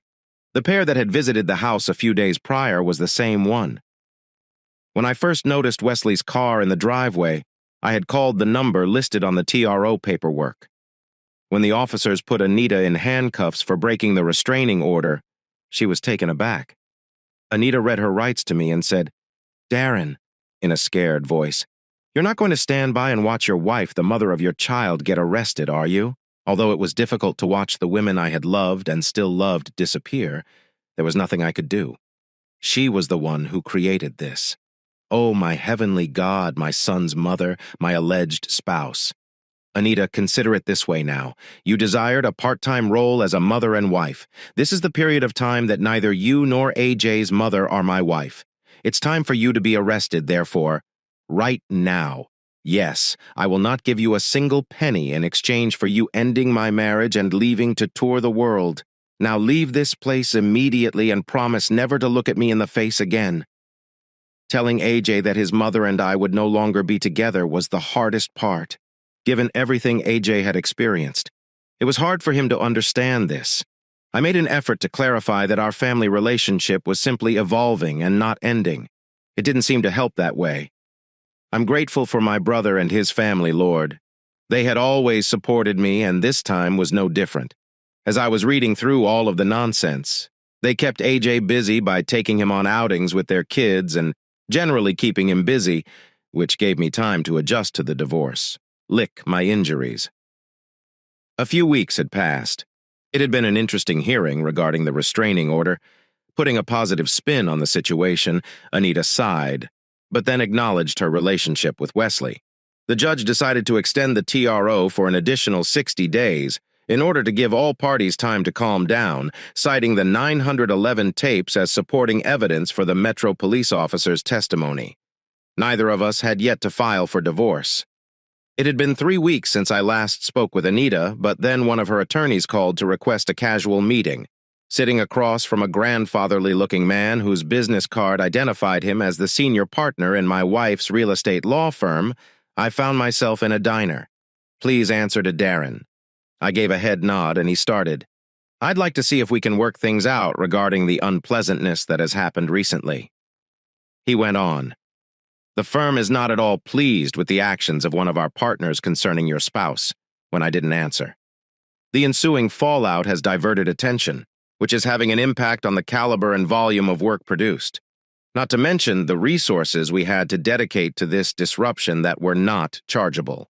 Yes, I am deeply saddened by the news about my family and my 10-year marriage coming to an end," I said sourly. It was callous of me not to take into account the firm's condition. Unfazed, the man attempted a different approach. "Aaron, I'm sorry. I didn't mean to come across as callous. I understand how you're feeling. Having been married for 42 years, I can only imagine the level of discomfort you must be feeling." As the waitress placed our coffee, he paused for a moment before continuing. "But I also have to think about my staff's well-being. Even though it disgusts you, Wesley was a high earner, so the disbarment and conviction of one of our senior partners would negatively impact the lives of innocent workers who were not involved in this incident." He stopped me mid-sentence when I opened my mouth to say something. "Let me lay all the cards on the table now, Darren. Please wait. I am aware that you want to exact some sort of revenge on Wesley for his involvement in your marriage's breakdown. I recognize and understand that emotion. Is it not enough to know, though, that Wesley's wife is going to cause him far more financial harm than you can possibly imagine? I don't mean to sound harsh or careless, but marriages and daily life do not stop." I gulped down my coffee and replied, "I always make sure to peek under the surface when someone claims they are laying everything on the line. Although it is a fact that marriages dissolve every day, it's also true that lawyers are disbarred on a daily basis, just as many lawyers end up behind bars." I noticed a tiny frown appear on his face. "Furthermore, Darren, your little video stunt has made it much harder to keep Wesley out of jail." I chuckled to myself silently. I had distributed the video of the altercation with Wesley and his gym buddies to local TV stations as well as the internet. Almost all local news shows featured the 15-second clip as their kicker comic finale, suggesting that the week's news coverage was rather slow. There was something slapstick, almost cartoonish, about Wesley throwing papers into the air and then running away from the scene when the gunshots were heard. To add to the video's humor, a few stations combined bizarre sound effects with Looney Tunes-style music. The event was highlighted in a stupid criminal tricks folly of the day segment on a national cable show. Darren, you should know that your withholding that bit of cinematic information did not amuse the assistant state attorney in the slightest. If you can read between the lies, I added extra sugar to my coffee. You mean it ruined the arrangement the ASA had hatched to drop the charges against Wesley to a mere misdemeanor, maybe with a little fine and no jail time, roughly equivalent to a parking ticket fine. Do I have this right? He maintained his poker face, but I knew I was right. Look, I have high friends in low places even though I didn't attend college or complete 4 years of law school. I am familiar with how things operate. There is a small fraternity for each profession. It's a small town here. I assumed Wesley would make contact with someone in the courtroom work group to request a courtesy of some kind. Taking care of that footage was my insurance. That Wesley could be treated the same as any other criminal. You really do appear to have gained some clout, Darren. But this is a friendly conversation, and the goal is to figure out how to bring everyone back to wholeness. And speaking of which, what became of Wesley's white Lexus? The vehicle was a corporate lease. Although Wesley will ultimately be liable if he permits a non-leaseholder to drive the car, the firm bears responsibility for it. I made an effort to hide my smile. You might want to look at chop shops or tow yards. After my wife Anita was arrested, I do remember seeing a white Lexus in my driveway. Unfortunately, the car sustained a lot of vandalism. A few urban youths later agreed to have it towed away. I apologize. I can't recall anything about them, even their names. He sighed deeply. It wasn't a smart move, Darren. What we can do for you will be impacted by that kind of behavior. He then took out a pin, drew a figure on a napkin, folded it, and pushed it across the table in my direction. I wrote my own picture on a napkin and put it in front of him without even looking at the napkin. His eyes widened as I saw. Darren, we're not a big organization. That you must be joking. This is an absurd number. I gave in to the opening. I'm not making this up. Don't call me Shirley either. He either chose not to comment because he said it or he had never seen the movie Airplane. I don't want to give you legal advice, Darren. However, as you are aware, this state has no laws against alienation of affection, nor does it have any moral restrictions on what two consenting adults can do together on their own time. Justification for a sum this size simply does not exist. I took a seat back and then started talking. This is unrelated to Anita, my soon-to-be ex-wife, and whether or not she gave her consent. I plan to sue your company and the civil court for breaking into my home and attempting to injure me. Darren. Wesley's actions that day were unknown to the firm, and we neither supported nor approved of any behavior on the part of the individuals Wesley had hired to handle a private matter involving him and your wife. After adjusting the cushion on my seat, I responded, "Let me check if I answered correctly. Wesley, a senior member of your company, arrives in a moving van that belongs to your company with 2 other employees. During business hours, Wesley was supervising the 2 firm employees and holding documents that had been notarized for a firm employee by another firm employee. However, Wesley did nothing to stop the attack by the 2 hard-working employees he oversaw. Hell, Wesley barged into my house without permission and wouldn't go. I hope that was correct. He signaled the waiter to get another cup of coffee. Darren, I'm not going to deny that Wesley acted rashly. The course of civil court cases can occasionally take decades. I gave a shrug. I'm not leaving. Numerous legal practices have already indicated their willingness to take this case on a contingent fee basis. He took a deep breath when I mentioned a well-known company, but I persisted. You should be asking yourself how you and the firm plan to handle the incessant depositions, never-ending court cases, and court time, reducing the profitability. Consider it a silly tax, charge, or penalty that Wesley and your company must pay for letting this go ahead. What are you trying to find, Darren? Retaliation. Accept this cordial advice from an elderly man. It won't improve your mood in the slightest. I'm not seeking retribution, just a tiny justice I can do. Justice, according to some, exists neither in nor out of court. However, justice in this country translates into a big check. According to my understanding, justice increases with the size of the check. He looked at his watch after picking up my napkin with the figure on it. An exquisite Rolex. Darren, I'll discuss your idea with the other employees of the company.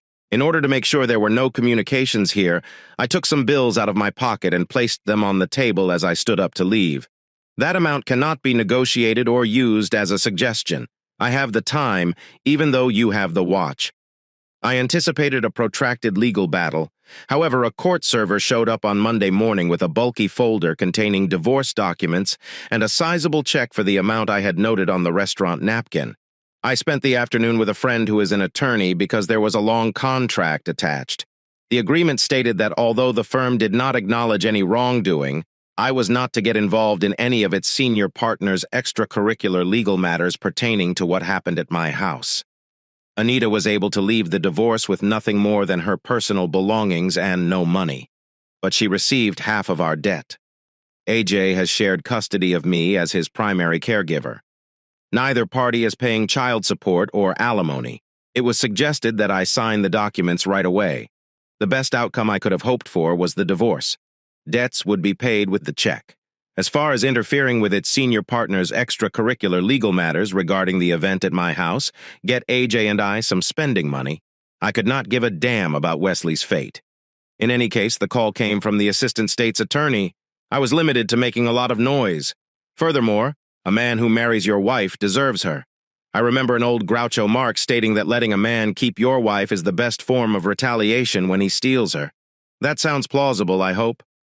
I would at least receive that karma. Repay. It had been almost a year since Anita's divorce was officially finalized.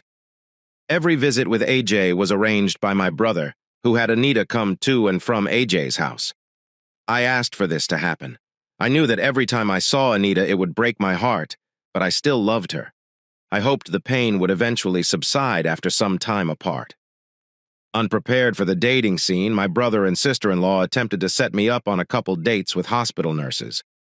For the most part, my needs were met by my right hand, but in the end, all you were doing was playing tricks on yourself. I completely recommitted myself to exercising in order to combat depression. Swimming was calming to me, a great method for making me exhausted so I could go to bed. There was a nice indoor pool at our local gym. I swim laps for hours at a time there. I get lost in the water. Of course, paradise was not without its problems. AJ was a typical teenage rebel at that age, then include bitterness toward his mother. You certainly had a combination of issues. The fact that Anita continued to send postcards to the home of all of her trips did not help. They never seemed to go outside the tri-state region, which made me laugh. No, just as I had anticipated, a globetrot. Nevertheless, Anita missed her planned visits with our son, AJ, as a result of these numerous trips. That made him more resentful of her. Via my brother, I informed Anita that if this continued, I would request sole custody of AJ from the court. In the same way that AJ was angry about what his mother Anita had done to our family, it was becoming more and more difficult for her to ignore his visits, similar to this most recent visit. My brother and I hung up the phone and I vowed to myself, AJ, come in here now, please. AJ showed up at my door. Still? I motioned to AJ Dad to take a seat before I started. I've just hung up with your uncle. He mentioned that your mother was furious with your behavior during the visit. Would you like to explain what transpired? I detest going over there with Wes around, Dad. What a fool that guy is. I'm not requesting to be friends with AJ. Try to avoid acting rashly and try to be polite so that you are unable to even say his name. Dad, he's still an idiot. When I attempted to speak, AJ moved quickly. Dad said it wasn't very manly for Uncle to be a pediatric nurse at the hospital. The clown is always saying dumb things about jobs for girls. He is so dumb. I thought college made you smart. That was a funny fact that I found out. During the Gulf War, my brother received a Purple Heart. In addition, he had received the Bronze Star for repelling an insurgent attack while defending his downed medevac helicopter and tending to his injured teammates until rescue arrived.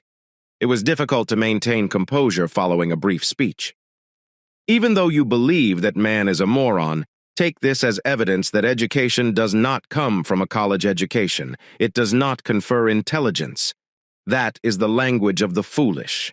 Your uncle is a manlier man than the Pittsburgh Steelers defensive line, as we both know. I stopped AJ from saying anything by raising my hand. Did you tell your mother, AJ, that when she grew old, you planned to place her in a lower-class nursing home in Mexico? When AJ complained, I told him to say something. Yes, Dad, but their computer is a complete mess. Cole, I believe you started it with a shovel you inserted into that relic. Not even a flat-screen monitor is present. I'm attempting to use my laptop, but the Wi-Fi signal is terrible. We would have traveled back in time if the download speed had been any slower. I gave AJ some space to rant. I gave AJ an explanation of how the visitation process came to be. I would rather that he keep any information about my personal life from his mother. I told him that I didn't want to hear any specifics about Anita's life as well. But being a normal kid, he just ignored the details and turned a blind eye to them. My brother continued to let Anita's outbursts during her visitation pickup and drop-off slip by. I was more aware of my ex-wife's struggles than I would have liked to be. Anita, for example, would never stop griping about how Wesley's wife had really raked him over the coals regarding the post-nuptial agreement. He lost the house in the divorce, which meant he lost a big chunk of his business share. Wesley's spouse had sold her stake to a consortium of venture capitalists who had insisted on certain policies that were unpopular with the company. The foolish taxes the other partners were paying had not pleased them. Wesley used his portion of the earnings and bonuses to cover the cost. This severely restricted Wesley's way of life. If Wesley didn't put a large carrot ring on her finger, Anita had threatened to turn on him sexually. Anita was organizing the wedding in Gallo. That's what she's always wanted. Our marriage is not a small-scale, family-only union. Due to financial limitations, Wesley was opposing the shotgun wedding and argued with a wedding chapel for a week in Vegas. AJ was out of steam by now. He was just complaining that he didn't want to attend his mother's wedding. The Solander swim meet takes place on the same day. I'd like to skip this one and attend my mom's next wedding instead. I had to bite my lip to keep from laughing. It was going to be a lengthy discussion, the law of unintended consequences, you know. The interdependence of all things. Something akin to a hurricane in the Caribbean is caused by a butterfly flapping its wings. Well, mine began with a straightforward inquiry from Darren, my manager. Do you possess a current passport? Yes. Before AJ became ill, Anita, I, and he all received one. Then, well, I simply stopped talking. My boss was a kind man. Having given me a lot of leeway during our marital troubles, he threw himself into it. Hey, Darren, the suits at HQ just sent out an urgent call. Our South Florida division team was injured in an automobile accident. You were going to leave Friday to fill in with an engine job on a cruise ship. He gave me a smile. Not bad. Change of climate, considering the weather. We were in his office, so he motioned at the window outside where snow was piled up while the temps were well below freezing. Regards, I think. Why me? I stuttered. My company has been bought out by a large multinational organization. A few years back. Why? They would want a small specialty control machine engine shop in an even smaller northern town. I could not understand, but I was grateful for the improved health care and benefits they brought. My manager leaned back in his chair. While you were in the Navy, I served one hitch and never left Pax River after training at Great Lakes. Hell, I've never been on anything bigger than a dinghy. The Navy found I had a knack for tech stuff, so I spent my military career, if you could call it that, working on jet engines at the base in Maryland. What now? My manager replied. That's more than most guys. Plus, you do that biofuel thing, and this has to do with fuel additives. That kind of junk. But boss, I just brew biodiesel in my garage. I'm not a professional or anything. Darren, you do know that professionals built the Titanic while amateurs build the Ark, don't you? He tossed a thick binder full of computer CDs at me. You are the best programmer and jet turbo tech we have. That combo makes you the one-eyed king in the land of the blind. Be serious, I pleaded. I can't leave my son now. He leaned forward on his desk.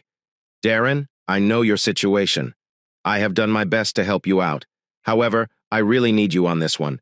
Consider it a personal favor to me. Calling in a marker if you want. I did know him, so I nodded my head, looking down at the binder full of info I'd have to learn. Oh well, I thought. Either be good, or get gone.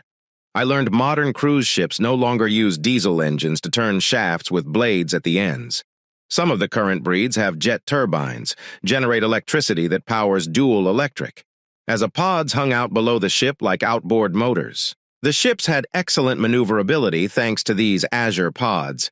Due to the electric jet turbines' cleaner burning than that of the diesel engines, these vessels can move sideways and complete circles inside of themselves thanks to their 360-degree turning capability. The diesel bunker fuel was significantly less expensive than the jet-like fuel. Our company was testing Air 7, a biofuel based on algae and camelina oil. It necessitated modifying intricate sets of computer-controlled jet turbine variables.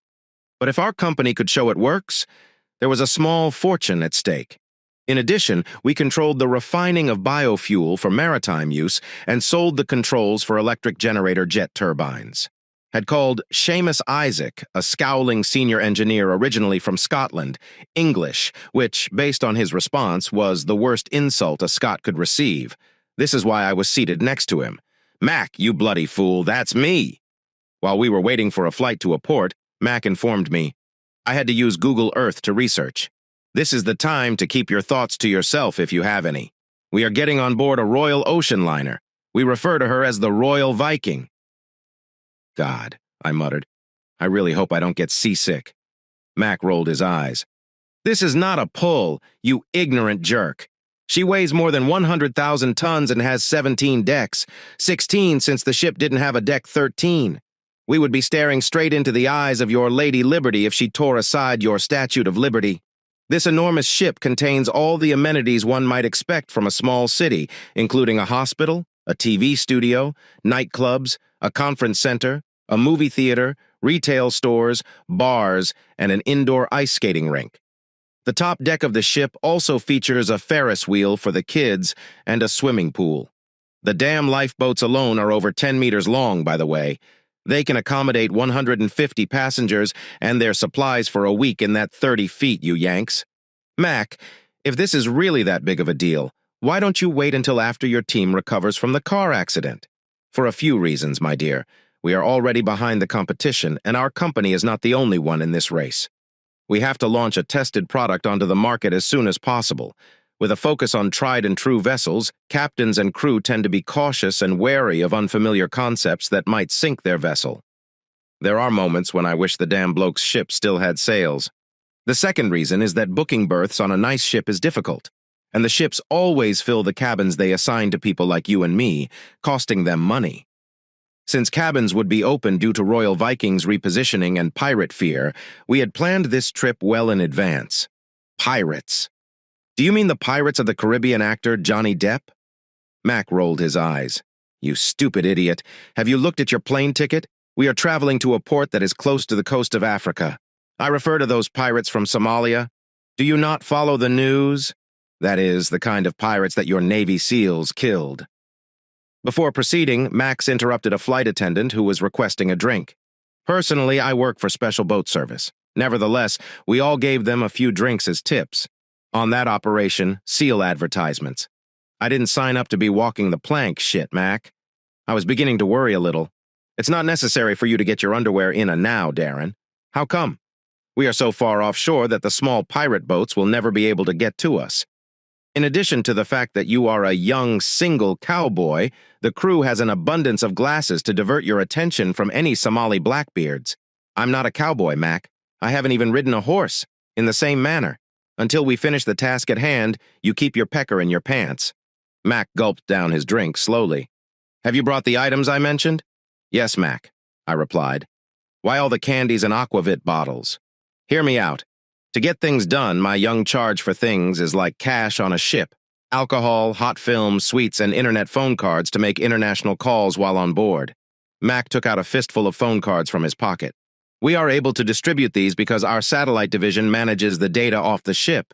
The chief engineer, staff captain, and captain of the Royal Viking are all Norwegian, and we have a lot of goodwill with them thanks to the aquavit. On a British vessel, we would bring ouzo if this was a Greek flagship. Whiskey or scotch is preferred by the officers. Mac, are you kidding me? No, I'm not, my boy. As the flight attendant removed his empty glass, Mac hesitated. See, Darren, we're asking these guys to work long hours on top of their regular responsibilities without getting paid extra. Thus, it helps if we can give them any bones. This team has the power to make or break our project. Mac pivoted in his chair in my direction. Balkan laborers have a soft spot for Tootsie Rolls, but Eastern Europeans are huge fans of bubble gum. Guys from the Philippines are addicted to milk chocolate, I understand. Mac, it's a whole other world. I said whole different world. The Royal Viking is home to more than 100 different nationalities. You're correct on that. Mac took out his notebook. Let's review our strategy. Mac was an expert in his field. The captain of the ship, a blonde giant named Sven, was there to greet him warmly. The aquavit bottles make my introductions more mellow. As we gave out a lot of phone cards, the crew was more than happy to assist. It seemed like Halloween to me, giving out candy-filled pockets. But Mac had been right so far, so I was going to go with his lead. Things were moving along nicely with our project. I adjusted the turbine's computer settings to accept our biofuels for optimal efficiency after a day of trial and error.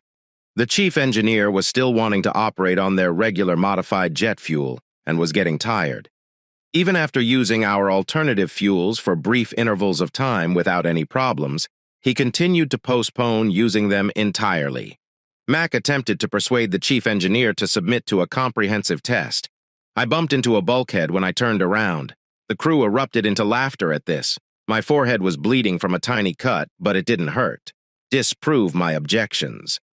A junior Filipino engineer was instructed by the chief engineer to take me to the medical center or sickbay.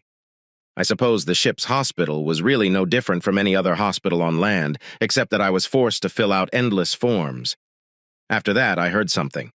The nurse on board the ship was calling my name when I looked up.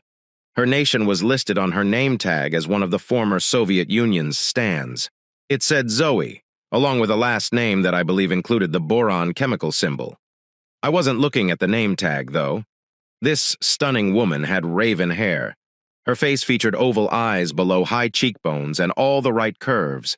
A blue gift from a wealthy ancestor that matched her medical smock. Nothing about the smock could have concealed a murderer. With her glossy hair swept to one side, nearly hiding one side of her face, she appeared to be in her late 20s. A brilliant grin displayed a tidy line of white teeth. Her voice had a British and Eastern European accent when she called my name. My forehead ache vanished in an instant.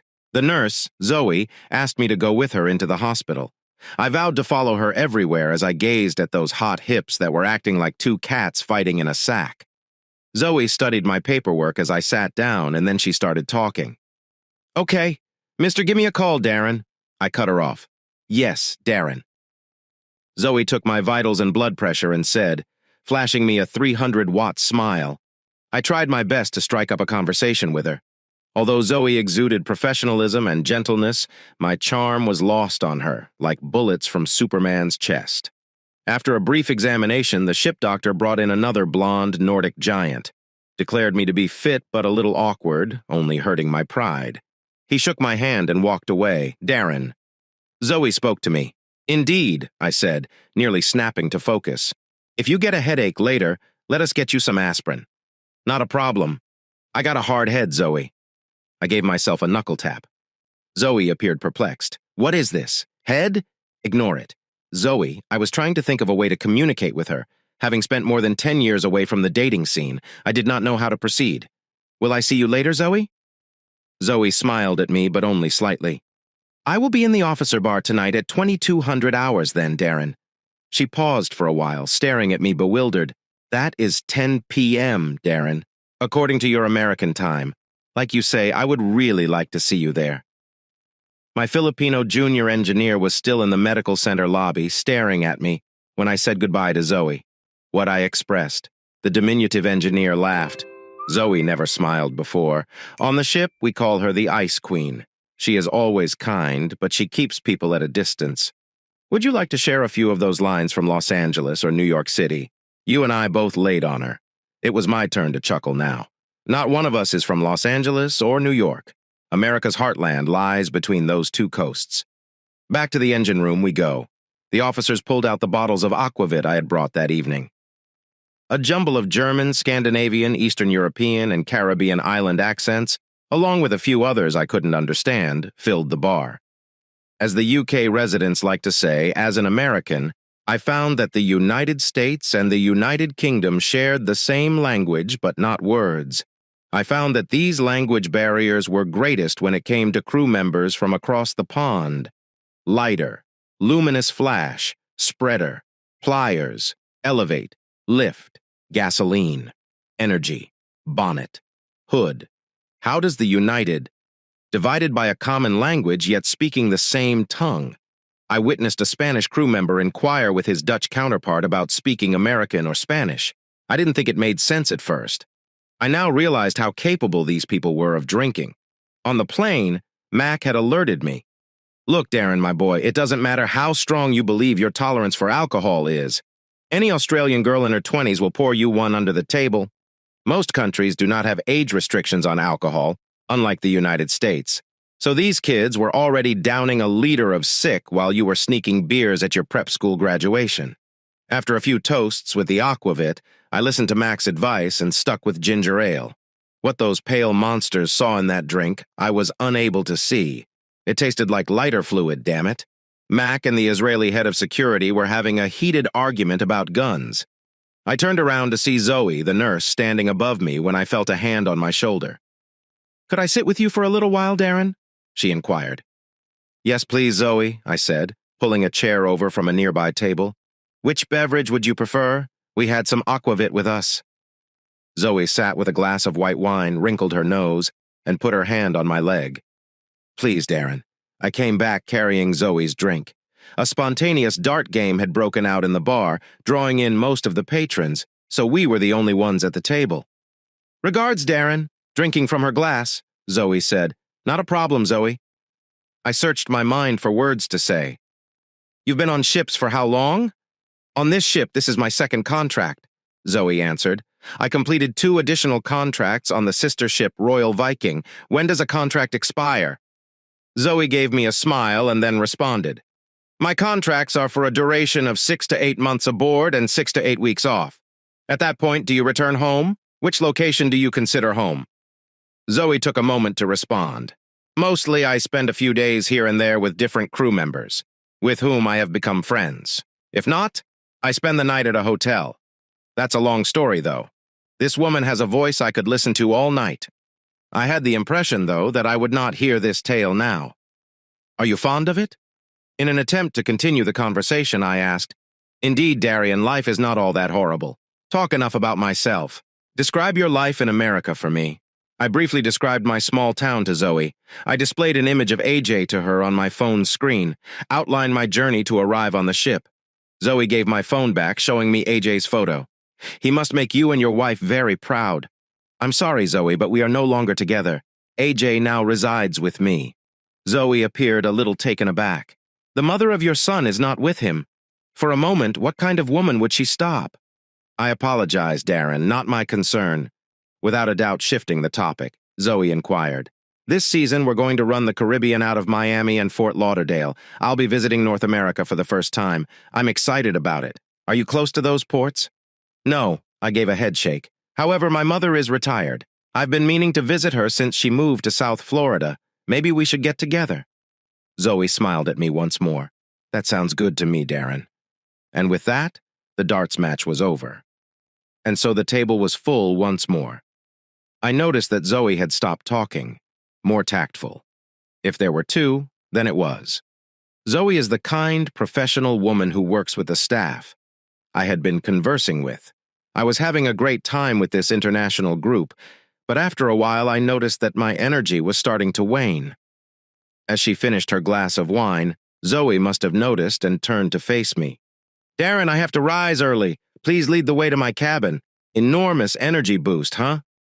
As Zoe bid our table mates, I leaped to my feet. "Good luck with your evening." Zoe nodded to each passenger as we moved around the ship, pausing occasionally to say a few words to different visitors. These individuals had visited the sick bay recently, based on the conversations. Zoe listened intently to their responses. Her concern for people she had just met and might not see again in a few days impressed me. We finally arrived at the officers' quarters and stood in front of her cabin door. Zoe turned to face me directly. "Although this ship is big, it is still small, and I do not want to be just another belt notch, as you put it.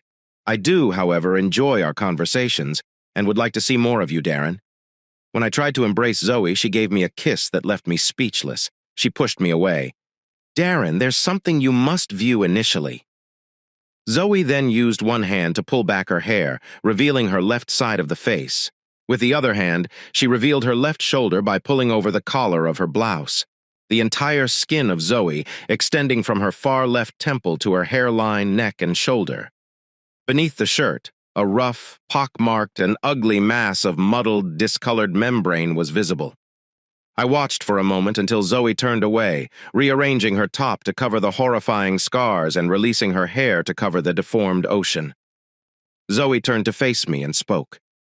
Youth, mishap, audacious. If you were offended, I can understand. At last, I discovered my voice. What now, Zoe? That has nothing to do with what a wonderful person you are. I gave a shrug. I didn't need you to prove that to me. I'm happy you did, though. With a smile, Zoe touched my lips with her finger. To say so is kind of you, man, even if it wasn't your intention. When I attempted to speak, she shook her head. I'll let you sleep on it, Darren. If this is still how you feel, I'll see you tomorrow for lunch on top deck. Zoe then vanished inside her cabin. I couldn't wait to see Zoe at lunchtime. Mac was feeling happier. Now that it appears that our main problems have been resolved, still unable to persuade the chief engineer to run out all of our fuel, Mac and I met an elderly group of his countrymen who were vacationing with their spouses at noon. They conversed and shared war stories for a while. What sounded like tall tales of the good old days were being told by the older Scotsmen. I walked away from the group on the upper deck waiting for Zoe to arrive. As one of the wives of Scotsmen looked over the railing and exclaimed, "Pirates! Sailors!" We all ran to the side railing where I was shocked to see, off in the distance, 2 Zodiac boats carrying a group of armed, disheveled black men up against the ship's side. Boats were racing toward our vessel, wanting more Zodiac. With his radio out of his hand, the ship's security guard ran to the stairway. Papa code, Papa code. It's not a drill, this. It's not a drill, this. Every station security guard gets ready to repel boarders. Again, Papa, this is not a drill code. We are all still staring over the railings. As one of the Zodiac guys lifted an AK-47 and opened fire on us, a barrage of bullets was fired. Christ Jesus! Like everyone else, I yelled and threw myself away from the railing. I hit the deck and fled as quickly as I could. Mac shot to his feet as soon as I saw. Guys, hurry up! Don't simply lie down! Mac yelled and gestured toward the railing with his hands. Let's demonstrate to these maggots what occurs when they stoke a Scotsman's temper. I was rocked to my core when this old group of men let out a cry. This insane throng of Scots leaped from the deck, shoving and shoving as they raced to the railing, grabbing bottles off the tables. Subsequently, they began hurling wine, magnums, jugs, and decanters towards the pirates from the ship's side. When the bottles were empty, they proceeded to throw deck chairs at their assailants, disregarding the gunfire emanating from the small boats below. Disbelieving, I watched these old men pick up entire tables and hurl the counters down at the Zodiacs. It wasn't limited to the men. I observed the wives hurling their stilettos at the robbers, dishes, ashtrays, glasses, cups, umbrellas, and eventually entire coffee services turned into human missiles. Anything not secured with bolts was hurled towards our attackers. It appeared that the antics of these brave William Wallace Bravehearts were keeping the boarders at bay, which astounded me. The Zodiacs withdrew from the ship while the garbage assault persisted on a deck above. As the ship surged ahead, I observed the security personnel mounting parabolic cameras on mounts. Mac yelled, "Give them bloody maggots the sonic blast," as he pointed up at the security personnel. As he pulled me up off the deck and pointed out the Zodiac's surrounding devices for the ship, Mac grinned broadly. They get their noise toys from one of our divisions. With a focused sound beam, those things will blow out their goddamn eardrums. Mac seemed to be having the time of his life, but I was scared. Mac said, "Look there, laddie," indicating a bigger boat off in the distance. That is their mothership.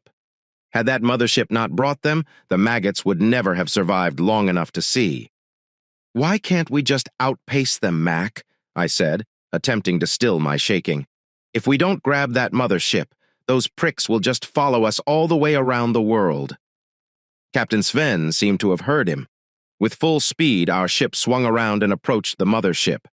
The elderly Scots, meanwhile, were gathered around the railing, cursing and shaking their fists at the Zodiacs, calling them out by name and most daring them to return and fight.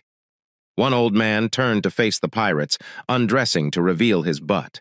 Subsequently, every male and female started removing their belts, lowering their pants, raising their skirts, and exposing their nude posteriors until more than 30 pairs of pale, creased white buttocks were draped over the railing.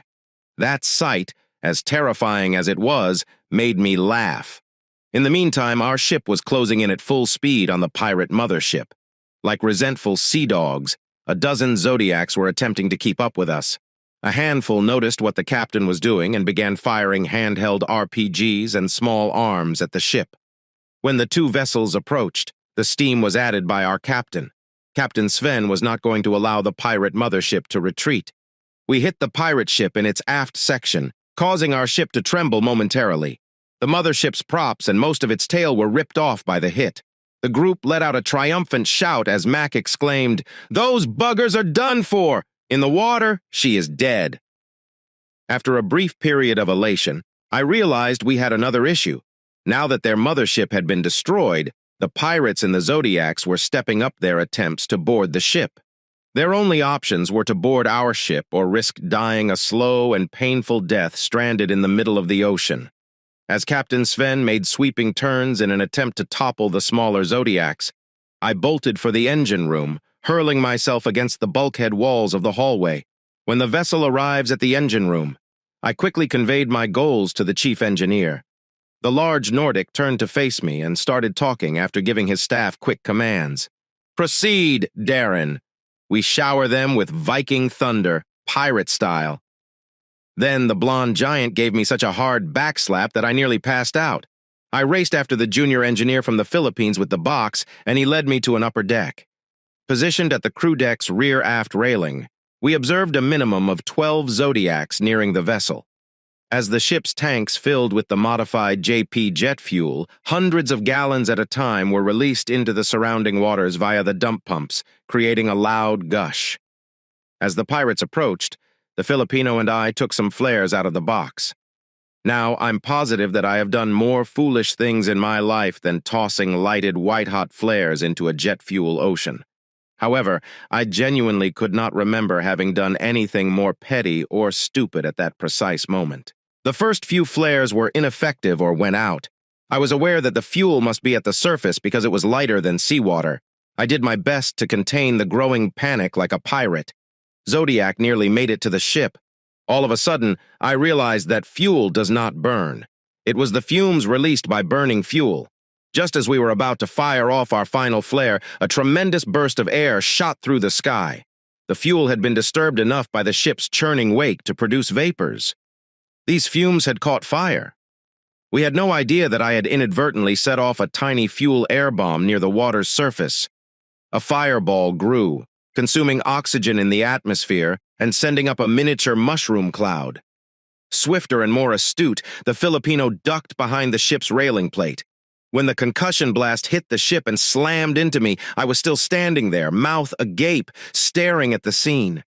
Before darkness descended upon me, the last thing I recall doing is being lifted up and then thrown several yards into the aft bulkhead. I opened my eyes, but my eyes refused to focus. It was as if I had the worst hangover ever. My brain was pounding. My face felt taut. It looks like someone used a sledgehammer on my body. My hair hurt too. "You lazy ass, it's about damn time you woke up." But as I turned my head and my vision cleared, I heard someone say in a thick Scottish accent. Mac was seated in a chair next to me. It was definitely not in my little contractor cabin, but I was in a bed. I was lying in a huge bed. There were paintings on the walls of the large room, even the large sliding glass patio doors which opened to a balcony with a view of the sea reflected a grand piano, I noticed. Mac smiled when he saw my perplexity. "All right, Darren, the passengers in the royal suite insisted you stay here to heal after your little Texas barbecue stunt. They relocated to a different cabin. Like I mentioned, I'm not from Texas. Even so, I'm a mean griller, man." I took another look around. "This is Mac. It's really too much, I don't know. It's just that I got lucky." Mac stood up and massaged his hands. "Any day, I'd prefer to be good than lucky. The entire crew is raving about your amazing cowboy act, Darren, my boy. The last I heard, they had you drinking the fuel and igniting a fire in your butt to launch flames at the bloodthirsty pirates. I attempted to smile, but the pain seared the sides of my cheeks. With a serious expression, Mac said, "Darren, really?"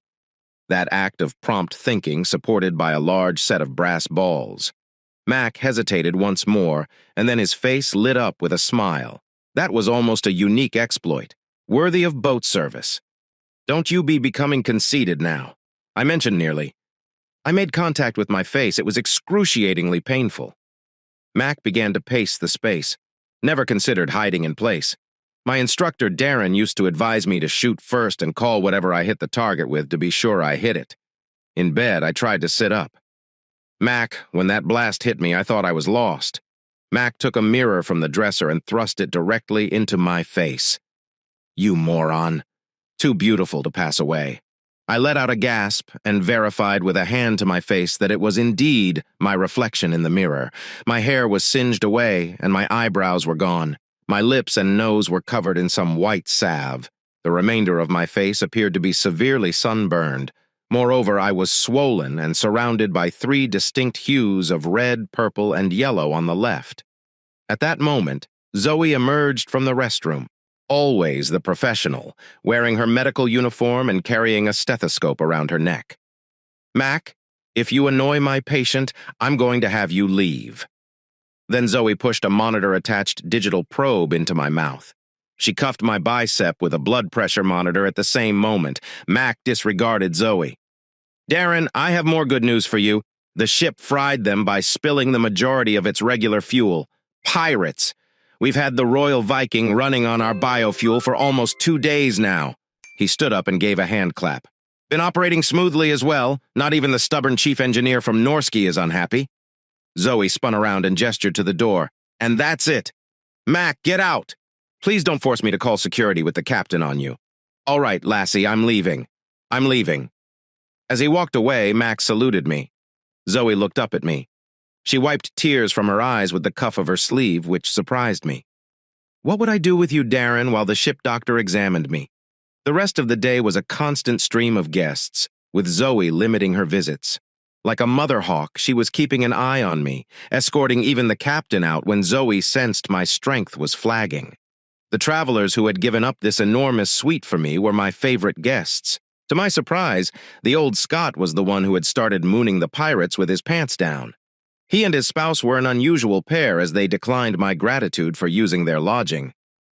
The elderly man grinned and said, "Darren, think nothing of it. I didn't think you would notice that I was wearing pants." His spouse struck him. "Oh, please keep quiet." She turned to face me.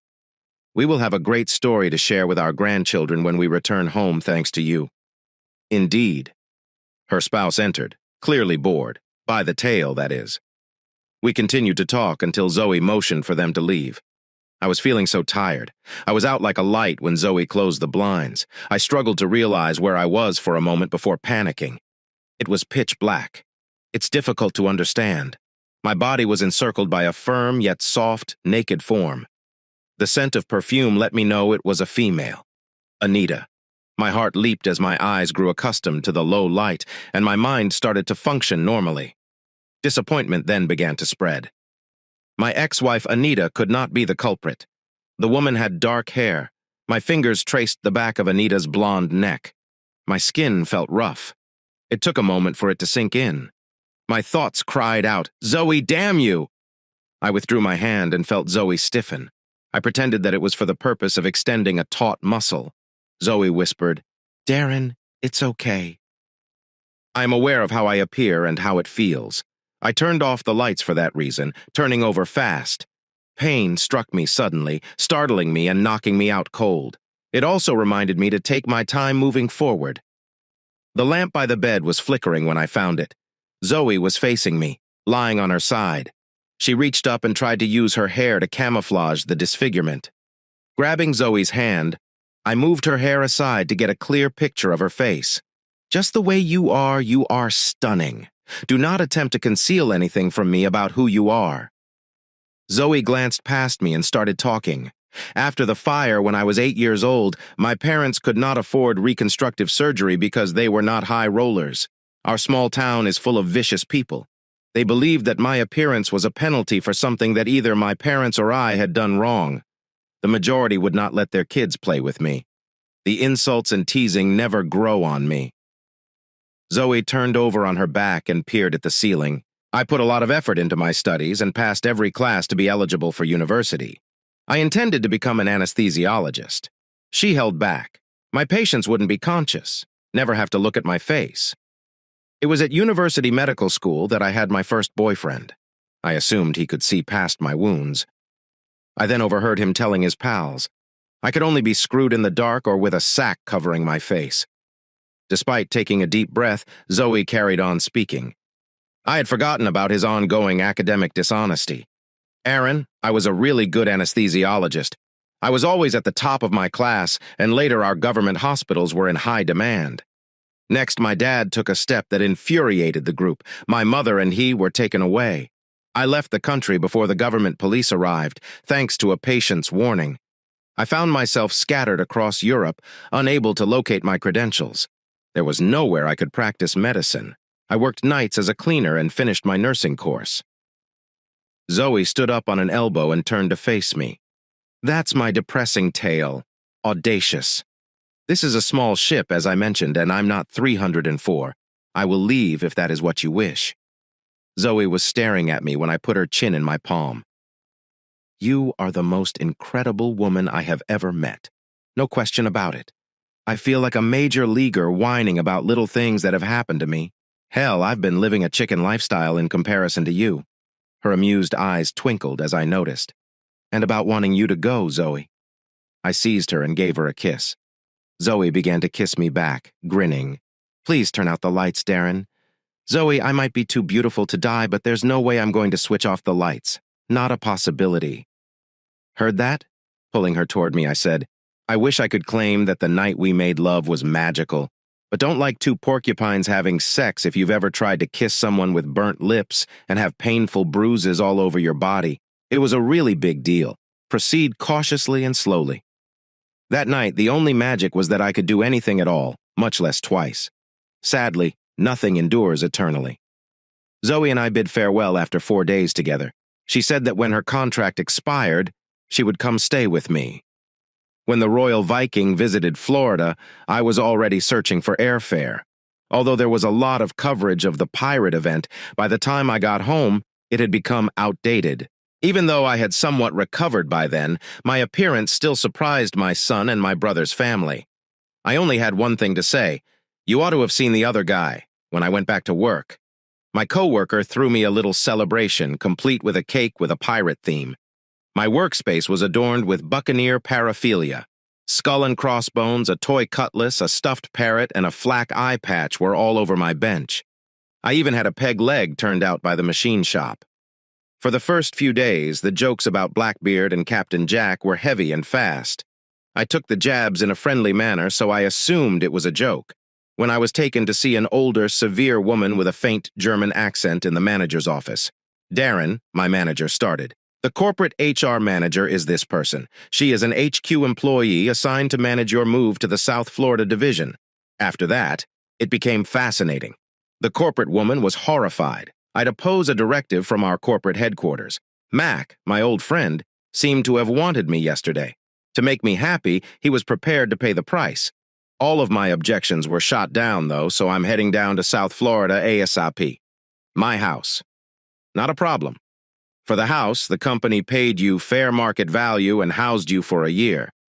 Additionally, engaged a real estate agent to locate a new residence for you. If you decided against selling, the company would assist you in finding a renter by hiring a management company. The company frequently relocated entire families to other nations. Simply board a plane. Everything will be sent to you by the movers, either in one location or in storage for a future move. Financial situation. The new job paid much more and came with benefits I could only imagine, even genuine profit-sharing stock options. I talked to my son AJ that evening about relocating to Florida. Sunshine, Florida, Dad AJ said, for this frozen slush. A chance to see grandmother as well. When are we going to depart? Next, I received a second surprise from my sibling, one day after I presented the offer to him. "Darren, you have us coming along." "A realtor has been pressuring us to sell in this incredibly competitive market," my brother told me. "Since my spouse and I are both nurses, we are able to work anywhere. The children will love spending time with their grandmother. In addition, we're sick of the chilly weather in which everyone has blue ears and blonde hair." That's how, anyway, we wound up with a beachfront rental house outside of Fort Lauderdale. It was an imposing old manor. It was fortunate that the house had lots of space because my brother's family was staying with us. Everything in life was good. Having her grandchildren close by delighted my mother. It was interesting working for Mac in my new position. The cruise industry was huge, but it was a tiny community that was concentrated around Miami. Everyone was interested in learning more about the pirate attack and was aware of it. Mac had a natural ability to close deals and would always present me as a polished performer. He took advantage of the chance to promote our line of biofuels and communication devices. Even the noise toys that day were long-range acoustic devices known as LRADs, which were used on the pirates. When I wasn't doing a dog and pony show in a corporate boardroom, I was virtually always at a cruise port. I was having more international meetings than I had ever had in my entire life back home in the North. After years of instruction, AJ and his cousins were able to practice speaking Spanish in conversation. When AJ came up to me after hanging out with some new Latino friends, this confused me a little. "These folks here don't speak Spanish, is that correct, Dad?" AJ and I laughed together one day. "See if we can work this out together." "Is your Spanish teacher AJ the one who studied in Madrid for the summer, right? Or perhaps the best course of action is to speak the language with your friends and their families who have been speaking it since birth." There was a strong Latino community in South Florida. I even learned a couple new words. However, AJ and his pals made fun of my attempts at having a Spanglish conversation. The best thing about moving to Florida was that I could still see Zoe every 10 days when the Royal Viking anchored. I was anxious when AJ and Zoe first met. It was baseless. In 10 minutes, they were best friends. Glancing at AJ, she exclaimed and held up a piece of string that Zoe had given him while giving him a tour of the hospital. I learned how to tie a knot from Zoe, just like surgeons do, using just one hand. I examined the knot. "Good job, AJ. Dad, Zoe is the best. She has a multilingual vocabulary." Zoe approached and gave me a hug. "I can only speak 7 languages well now, AJ. Pay attention to this, father." Then AJ blurted out a few cryptic terms.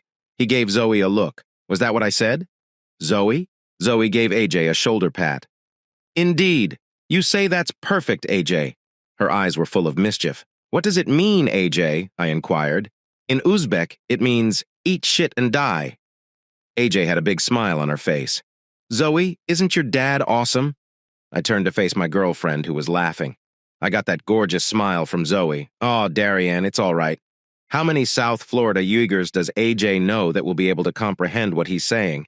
After obtaining the appropriate port and security passes, AJ ended up going to the Royal Viking with me each time I saw Zoe. While Zoe and I had some alone time, AJ was amused by a variety of crew members.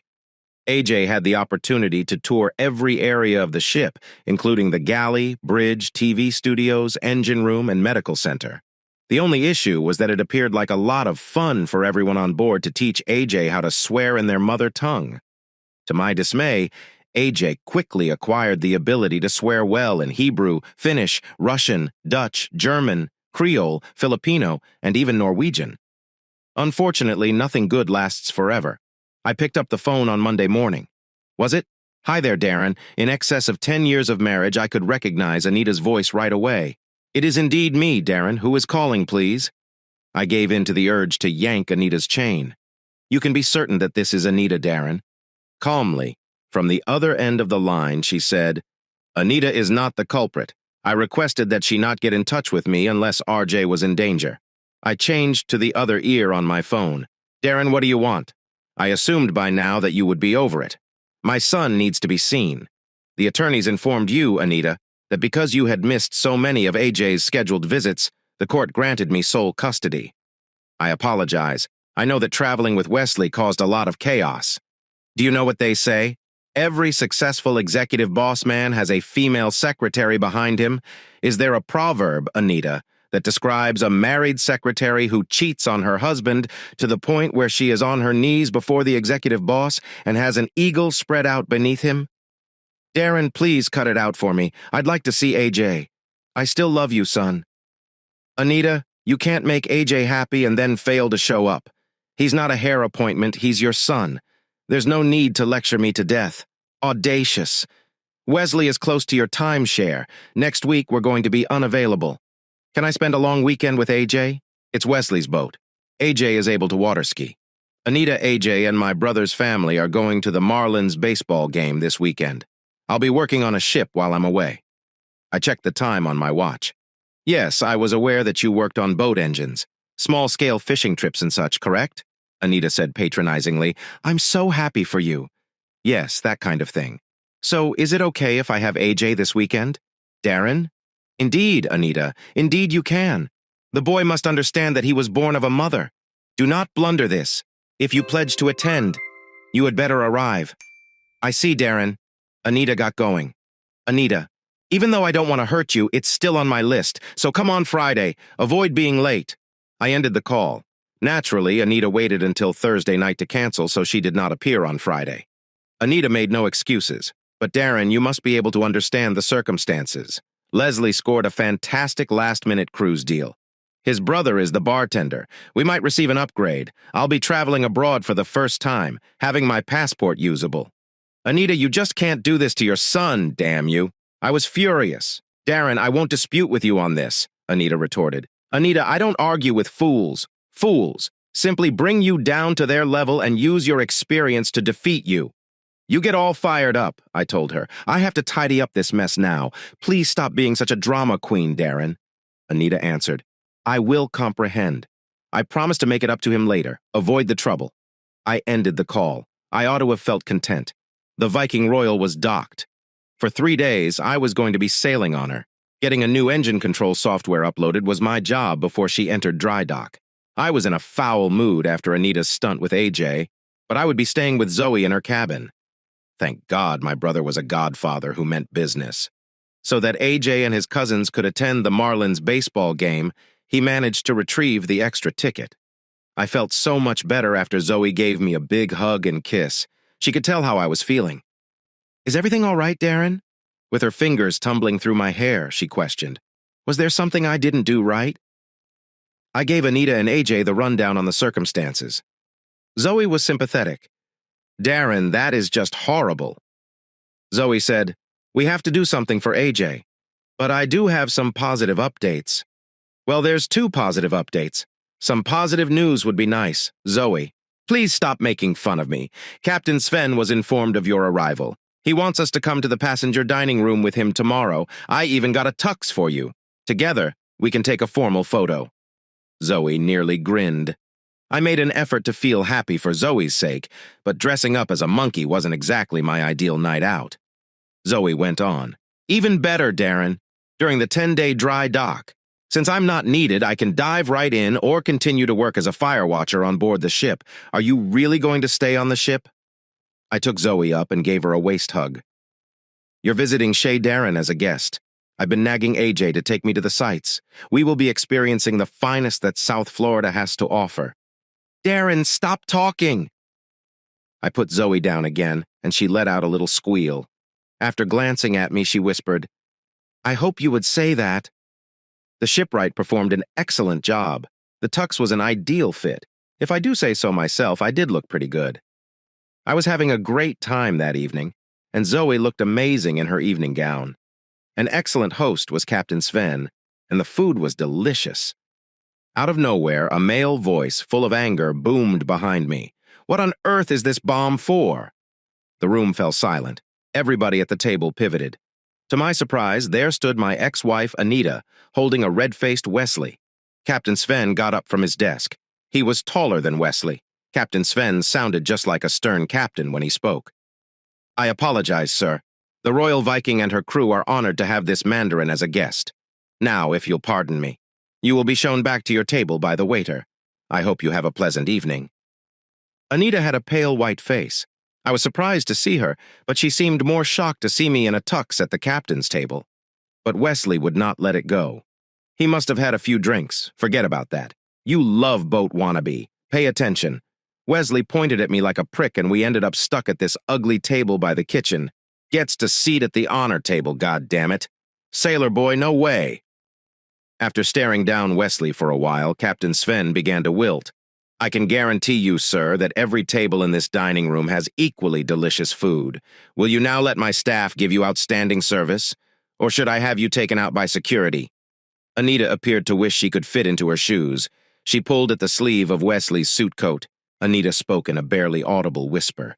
Wesley, everybody is focusing on us. Let's simply take a seat. Wesley betrayed her. Fuck you two. You fat butt telling me what to do is not necessary. Before supper, you give me the world's worst blade with half the zeal. And I see this garbage now. I'm returning to that little windowless shithole. A cabin is what they call it. He stormed out of the dining room with that. All the diners stared at Anita as she stood there, stunned, her hands at her face. There was still silence in the room.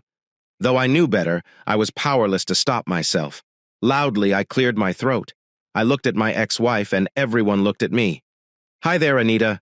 It is unexpected to see you, for sure. I gave her a raised wine glass. Perhaps we'll cross paths while you're traveling. Concerning the ship, I'm situated in a suite, top level. How are you doing? Bunking in the west. Anita ran out of the dining room, tears welling up in her face. A moment later, diners' attentions were drawn back to our table and the buzz of conversation resumed. I gave the wine steward a signal. Would anyone like to have another drink? Since my assignment was finished, my plan was to sleep in the following morning.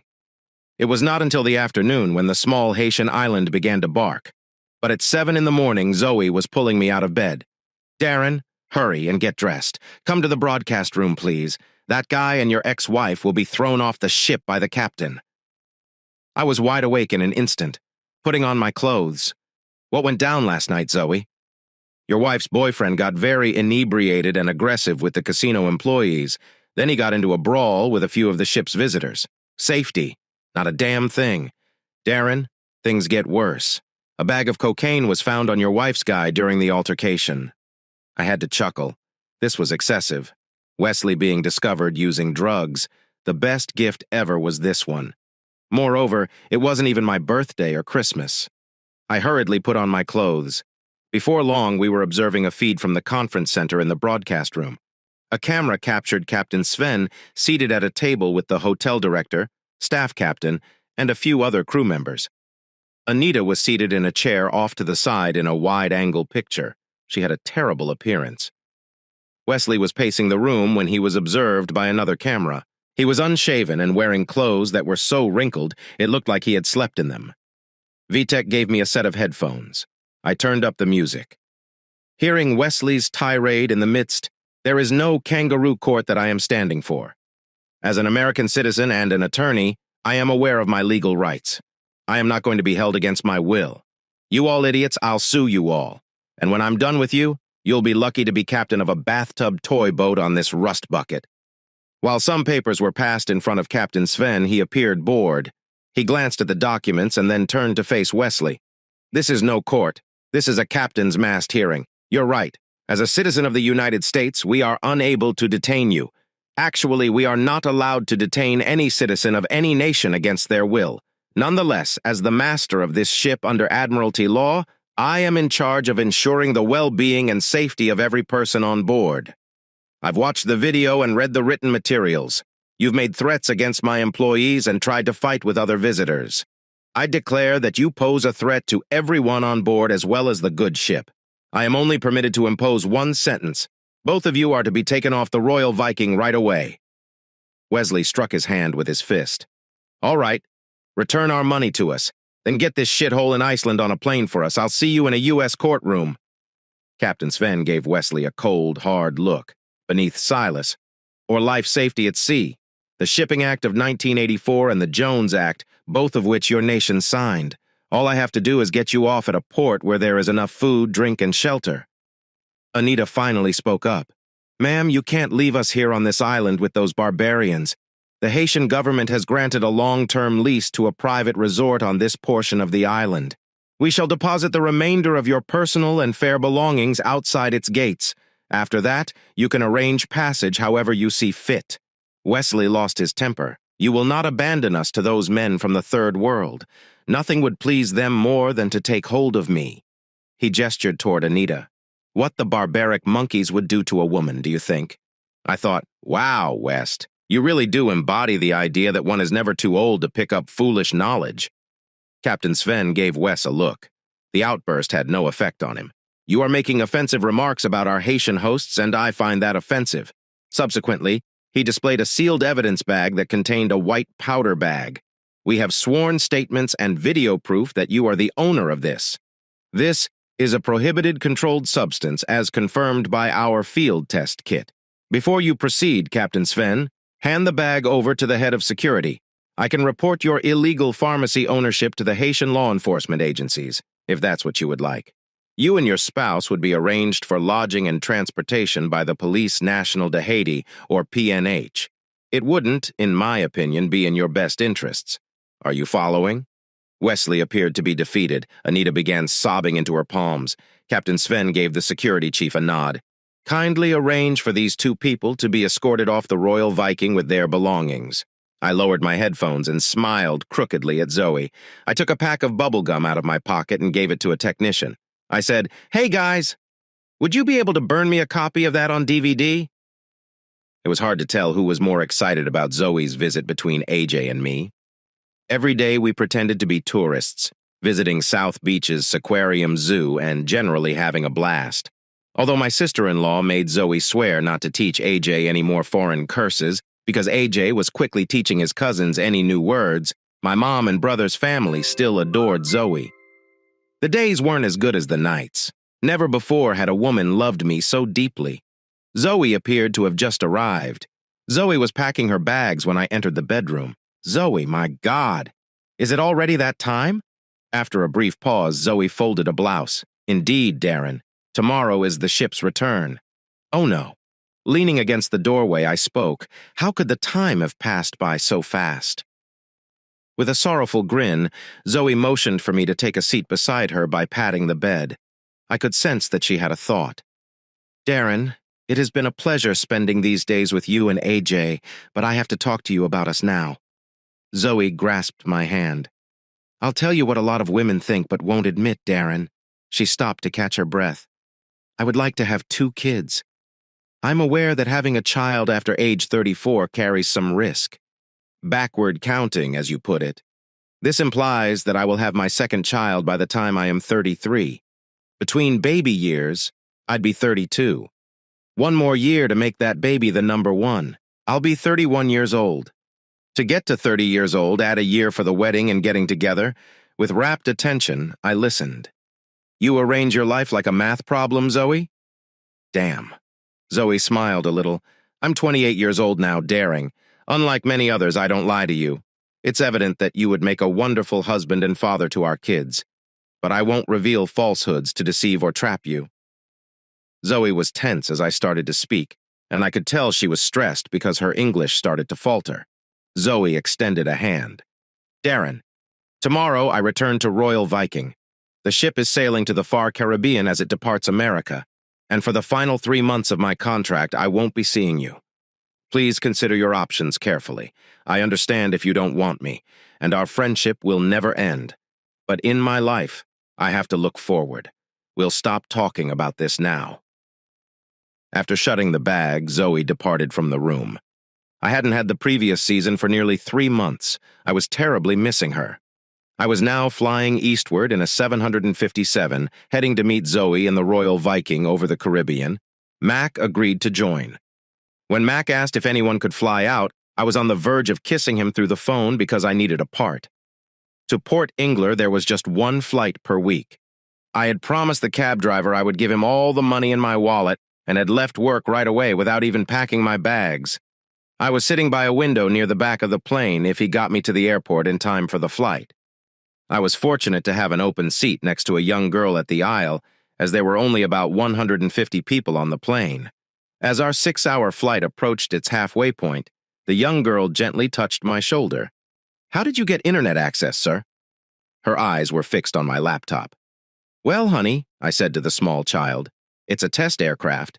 Unlike most aircraft, it can receive internet signals via satellite rather than cell phone towers thanks to phased arrays on its wings.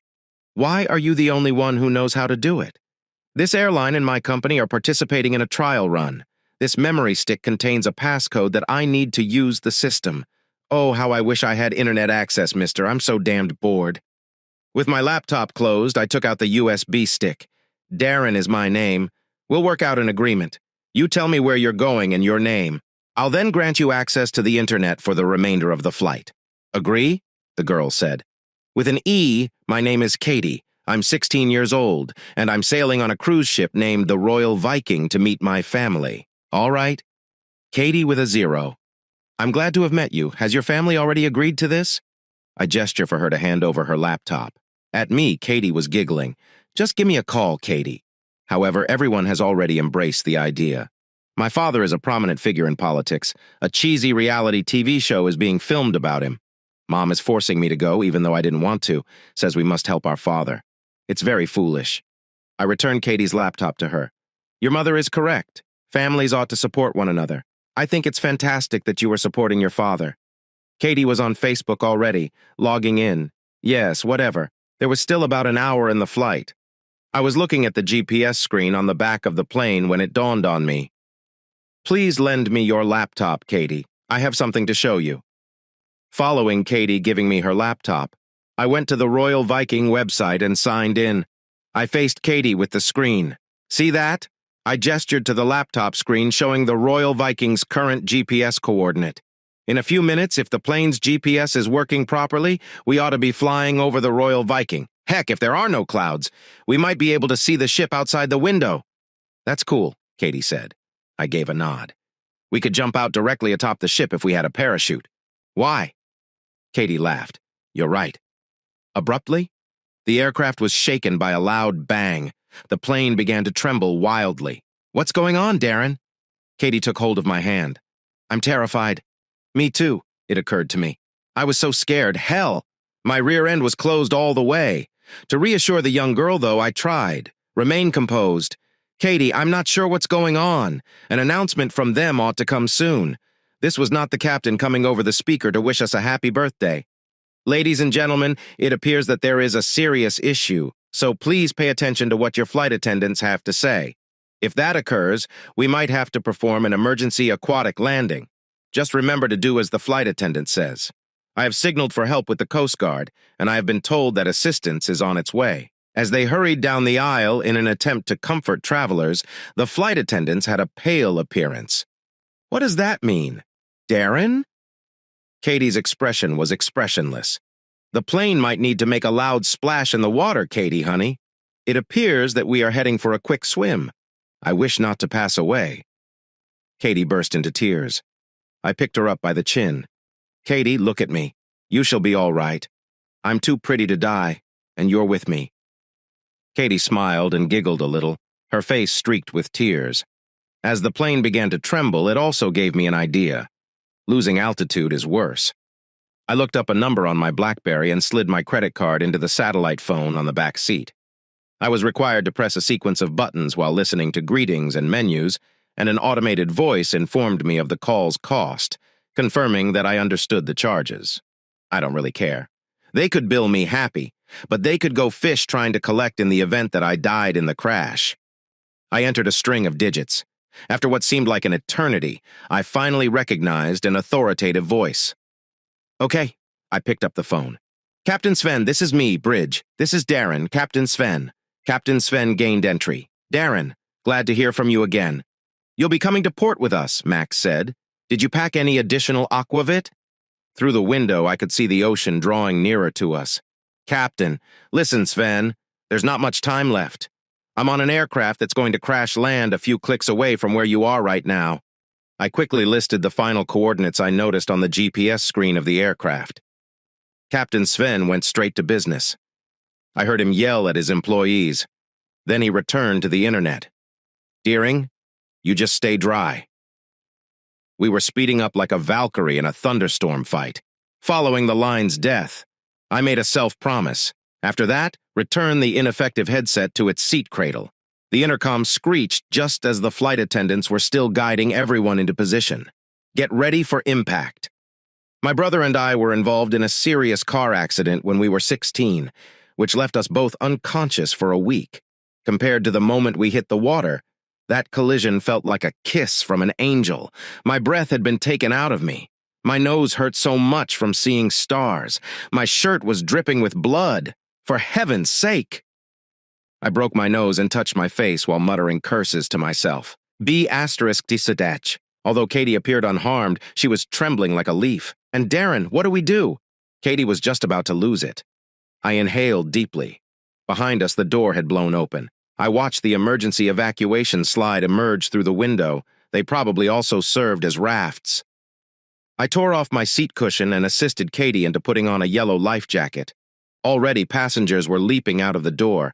I put on a life jacket for myself and shoved Katie in front of me, pushing her forward. Her crotch was stained, as I noticed. With a flushed face, Katie faced me. I apologize, Darren. I'm incredibly afraid. I urinate on my own body. I forced her to continue walking. Katie, no worries. In any case, in a few minutes, we will all be married. Nobody is going to notice. In addition, after this, I believe we will all require a change of underwear. The crew was performing admirably in getting each person off. After assisting a few of the elderly passengers, I noticed that nobody was following me. In the plane, the water reached nearly the knees. I went to the galley and took bottles of water and threw them out the door. "What are you doing, sir?" questioned the anxious flight attendant standing at the back door. I kept throwing single water bottles into the ocean outside, followed by entire cases of bottled water. "Honey, it's hot outside. We must not drink seawater." I continued to plunder the galley, liquid supplies, milk, juice, soda, and anything else that floats. A man swooping toward us had pilot's wings. "Leave now, please." He gave us a wave. "Everyone else has left." He pivoted, leaping from the doorway. I gestured at the flight attendant toward the open hatch. "First ladies." I then pushed her out the door and leaped up. Any landing you can walk away from is a good landing, according to an old pilot axiom. I wonder if landings are subject to the same rules. One of the plane's wings was severed, but the fuselage was still intact as you swam away from it. Without a doubt, our pilot had earned his pay. He had performed a fantastic job of bringing the plane down without damage. The 6 inflatable emergency slides caught my eye. 2 were deflating, but the remaining 5 had spread out and were being used as rafts.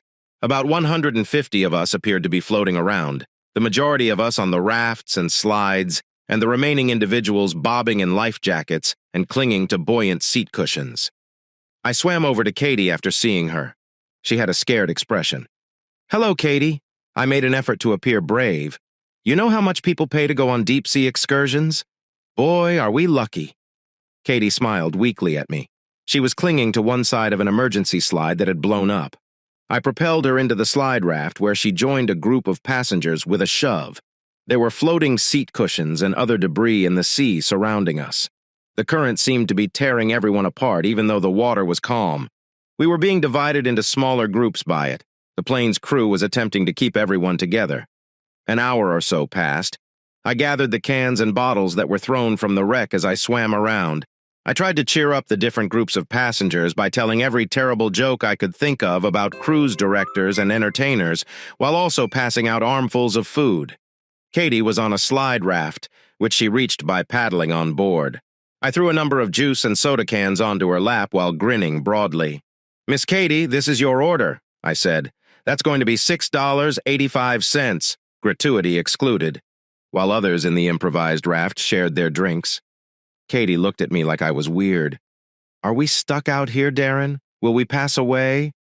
"I told you, Katie, that you were with me, and I'm too ugly to pass away. The Coast Guard should arrive soon, according to the captain, who said that a distress signal had been sent out. However, I'm betting on the Royal Viking." Katie seemed uninterested in my response, looking across the sea. "Yes, that makes sense. However, what about sharks?" I took a look around. The day was quite warm. The majority of people had taken off their shirts, using them as makeshift sunblocks. Katie remained calm. "Not many sharks come out this far, primarily because they like their water colder. In addition, there have been fewer than 6 shark attacks in the Caribbean since 1997. Sharks typically don't attack humans.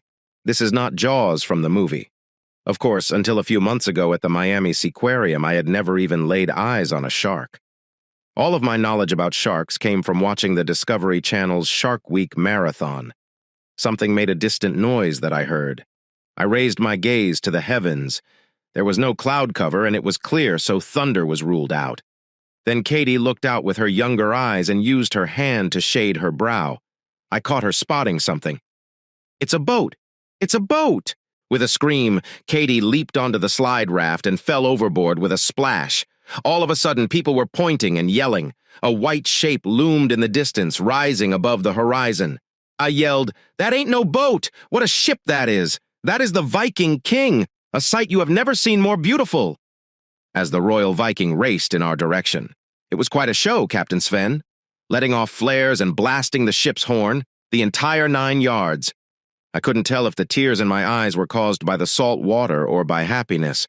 The Royal Viking approached, and everyone was screaming and waving their arms.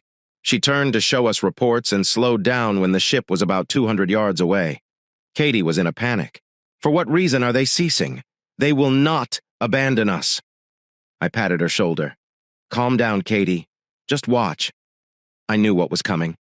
We stared in amazement as the Royal Viking performed a complicated ballet that was carried out with military precision.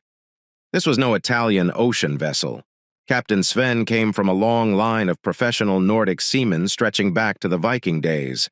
He took his duties seriously, tolerating no errors. I had seen Captain Sven personally oversee countless drills, making sure his crew knew their jobs. Backwards, forwards were blindfolded. Soon, large orange-topped boats manned by life jacket crew members were lowered, launched simultaneously in the blink of an eye. A dozen of these boats sped toward us in an arrowhead formation. I saw the familiar face of my boss, Mac, in the lead craft, standing by a tall, white-haired man next to a guy with a video camera.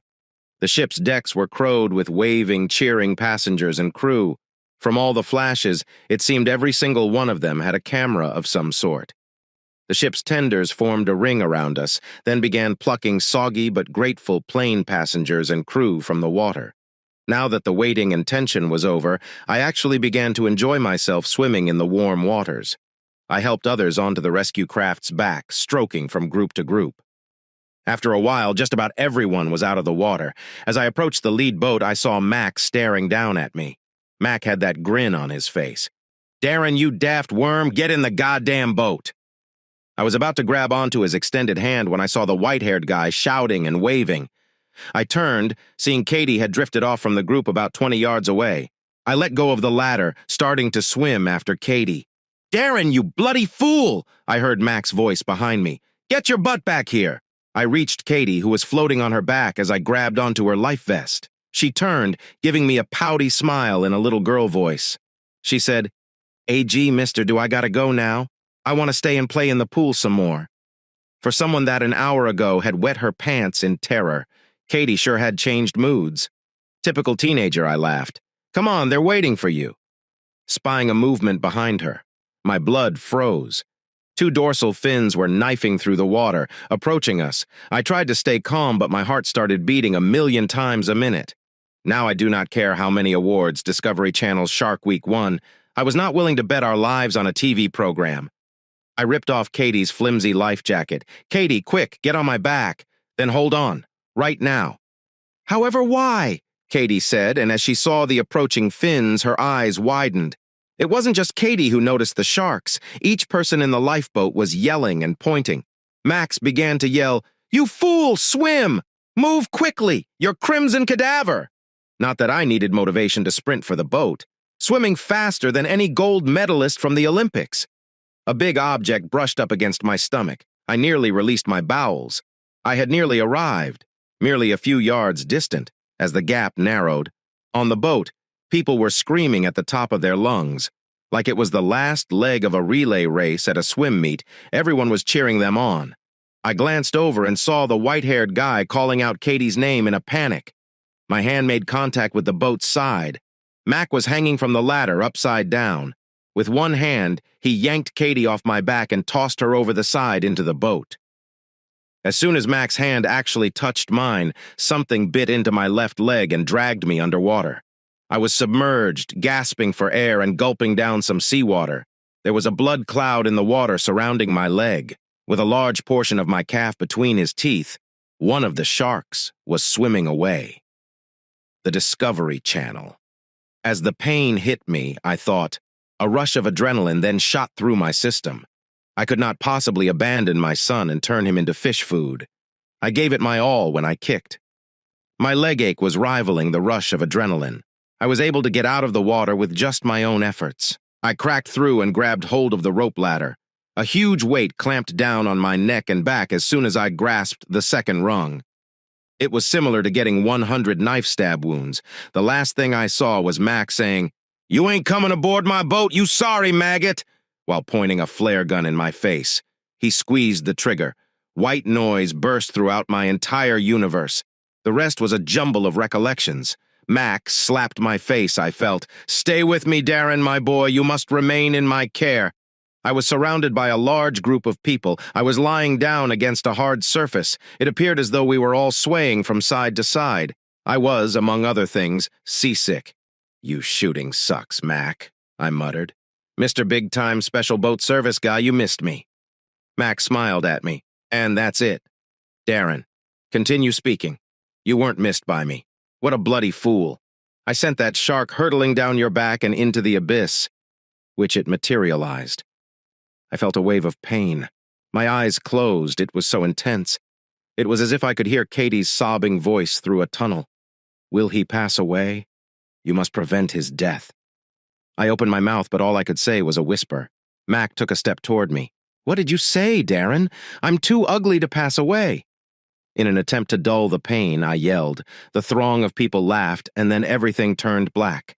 I was trying to open my eyes when I heard a bothersome beeping sound off to my left.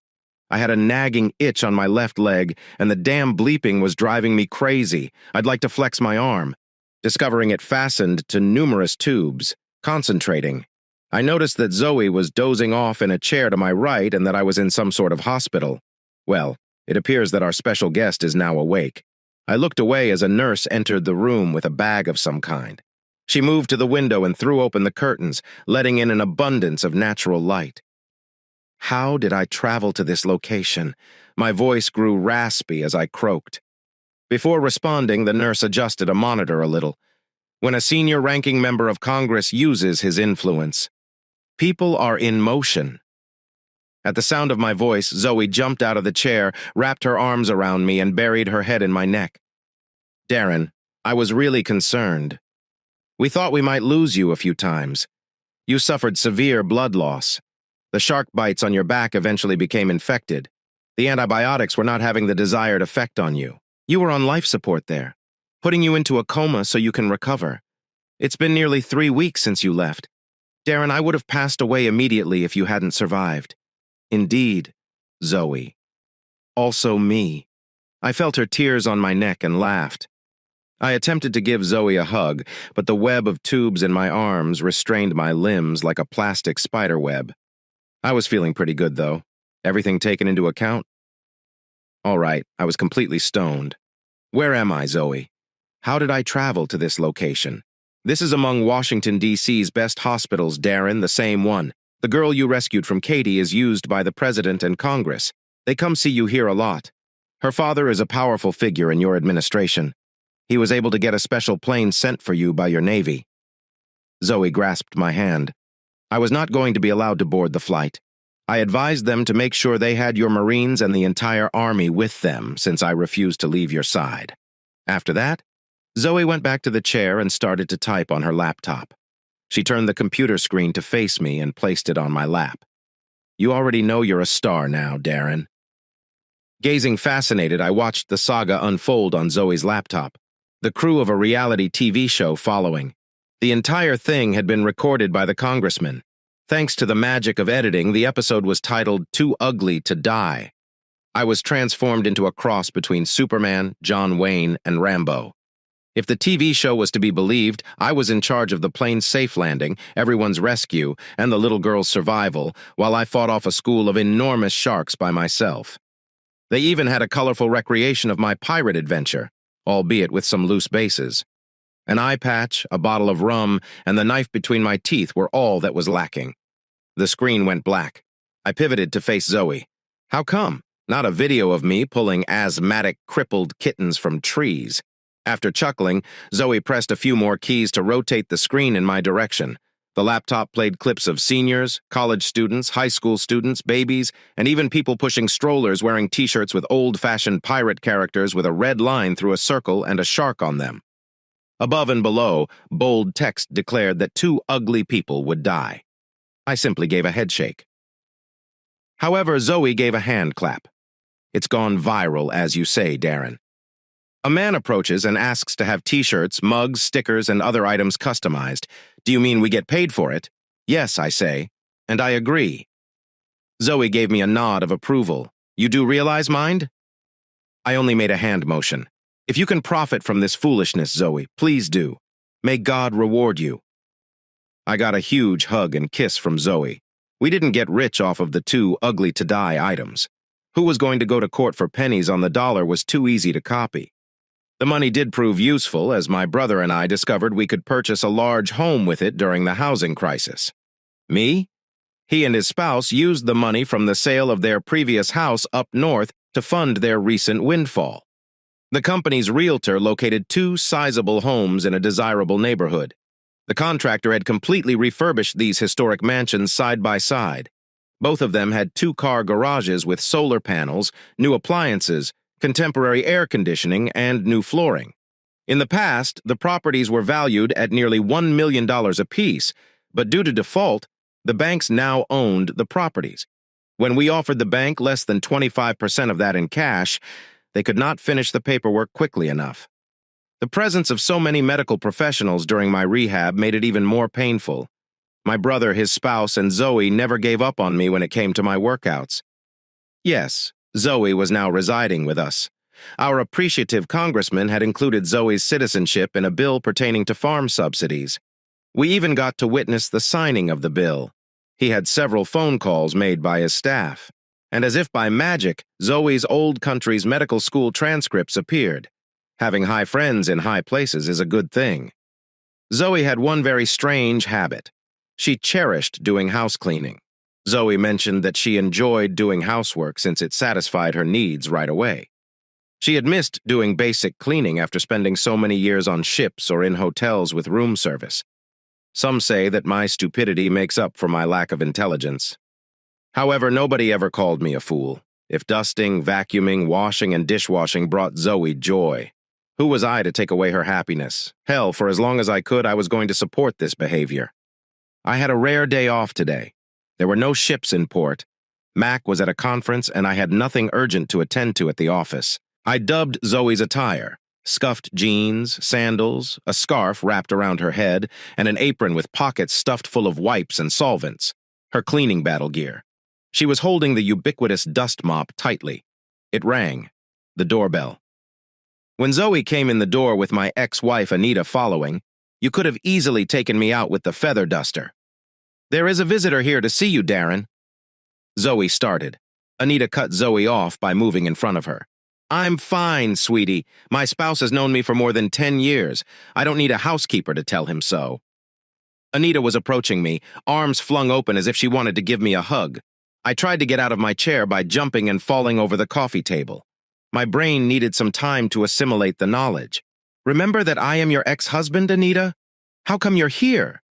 Anita dropped to the couch and the smile disappeared from her face. Darren, it has existed. She paused to gather her thoughts. Would you please have your housekeeper bring me a cup of coffee? I've spent the last 3 days traveling by bus. It was harsh. Just as I was about to inform her that Zoe wasn't a maid, Zoe interrupted. Naturally. Madame, do you want sugar and cream? A pastry, maybe? It seemed to me that Zoe overdone her accent, very heavy out of the blue. Anita was blind to it. Would you, my love? That's acceptable. Sugar and cream, please. I sat there and studied Anita. She had a horrible appearance. Anita looked older than she actually was, like she had been rode quite hard. After that, store wet. Anita had shrunk in size. Her disheveled attire appeared to dangle off her body. Anita had always been very conscious of how she looked. She was now makeup-free. Her once shiny blonde hair had turned dull with gray streaks visible. When Zoe came back, she had a tray with coffee and some little cookies on it. With a ferocious attack, Anita turned her attention to Zoe. "Many thanks, my love. Would you kindly let us have a little alone time? You undoubtedly have work to do." I opened my mouth to object, but Zoe simply replied, "Thank you very much, ma'am." Pardon me. Her heavy accent made it difficult for me to understand her.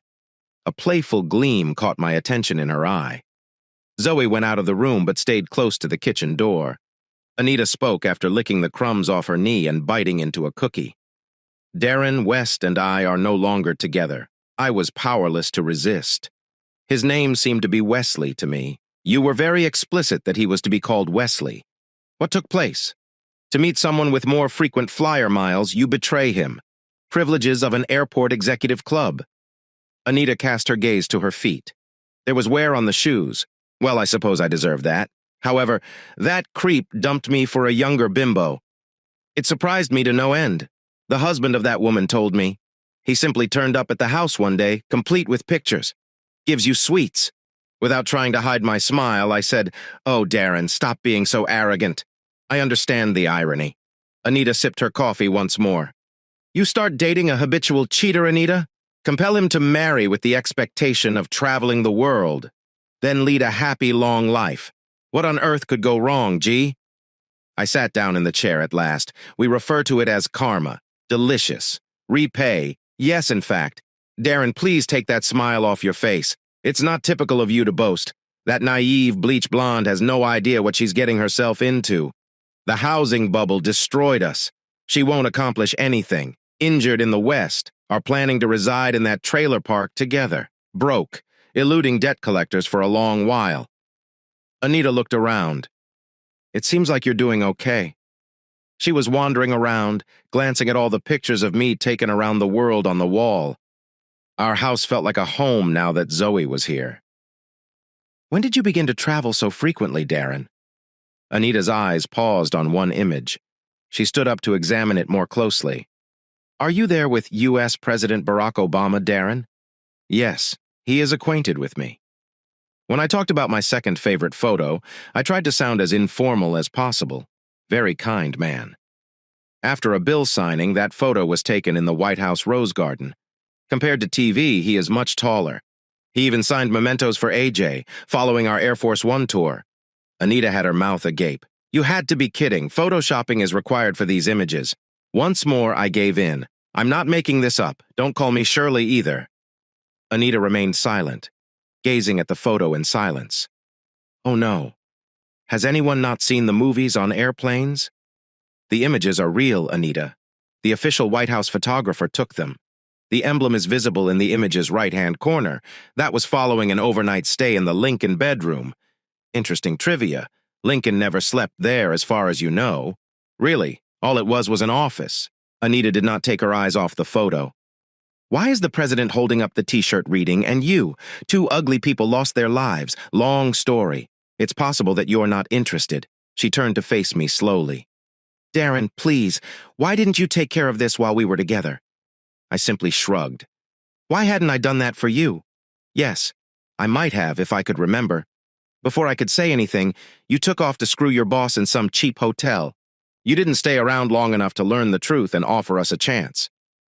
She straightened up and gave me a direct look. "Darren, that will definitely change. I had assumed that we could move on from the past and let it go. Despite the fact that we have both changed, our age and time have not broken our bond. Associated? Me and you. Correct, Anita? I will have to put on boots if you dig that BBs any further. Darren, I apologize sincerely for what I did in the past, but I had to cut you off because I don't harbor resentment for defrauding me of my money. When discussing cheating, if I were you, I would choose my words more carefully. You expected money after you'd run around our marriage, stabbed me in the back, and ignored your son. What is that? Following the mutiny bounty? I'm sorry, Darren, I can't say it enough. I'm here to beg for another opportunity, a chance for us to be the family we used to be." Anita noticed my expression. "Darren, please wait to speak before you do. You can now trust me, even though I know it will take some time for you to get over my recent actions. If you allow me the chance to demonstrate it. Together, we used to get along well. We experienced a great deal together. We both know better now, but it will require a great deal of work. I'm sure we can succeed. I got out of my chair. It's just that, Anita. A tomato is a fruit, and that is knowledge. Putting tomatoes in a fruit salad is not wisdom. For what reason would I want to go through all that trouble just to be with you? Would you still be here attempting to reconcile if we hadn't screwed you over? Anita answered, folding her hands into her lap. Was not. I was done with that bimbo husband long before he arrived. I had a suspicion that Wes was simply being unfaithful to me. I had to laugh out loud. Overly deceitful. Anita, is a certain amount appropriate? Wes sits down with you to work out a formula in mathematics. Anita was devastated. It wasn't like that, Darren. I just assumed that Wes had moved past it, and that our journey would strengthen our bond. It was a grave error. I knew in my heart that the day I walked out the door, I had made a grave mistake, when those hotel locks were brought up to me by you. It didn't sound that way in the past. You said you were plotting an escape, that you were going to dump AJ and me ahead of time. Darren, I was a simple-minded moron who fell for all the clever bait that West threw at me. Anita's eyes were on her hands. I can too, Wes. He said we were going to travel the world. Not to worry, just a personal journey. A magnificent adventure. Like a total dope. I ingested the entire thing. I snorted. My goodness, the big bad wolf had you wrapped up like a little Red Riding Hood. Regarding swallowing, you swallowed more than just his words. Neither one of us said anything for a moment. Then, for a brief moment, I relaxed. Anita, why didn't you return at that time? I was incredibly in love with you.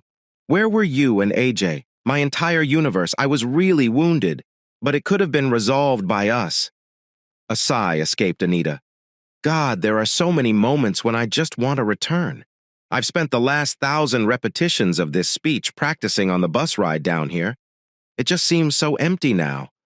I apologize profusely. All I can say is that I was an idiot. Quite simply put, there was no justification for what I did. I was aware that you were a homebody, not very daring, a sturdy, plodding slugger. West was an active man. He wasn't. How come? What was Anita West not? I don't know, Darren, damn it. I suppose he had no fear. He brought about events. He was very dissimilar from you. Anita was shifting around in her chair. You really stink at apologizing, Anita, if this is how you feel about it. I'm not going to lie to you now because I made a self-promise to never do so in the future. Everything about my behavior, thoughts, and acts was just wrong, wrong, wrong. Both then and now, what I did with him toward you and AJ was incredibly foolish. I believed at the time that it was my only opportunity to travel the world unrestricted. Too late I realized it was all just one big mess of my own making. However, I was too proud to let that thought creep back into my consciousness. I assumed you would be waiting for me even after I left, maintaining the home fires lit, that sort of thing. Although it pains me to say it, you were probably always my backup plan.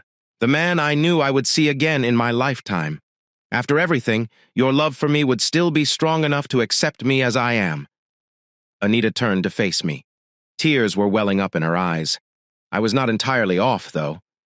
Darren, you remain here by yourself in this large, deserted house. I've returned to fulfill any requests you may have.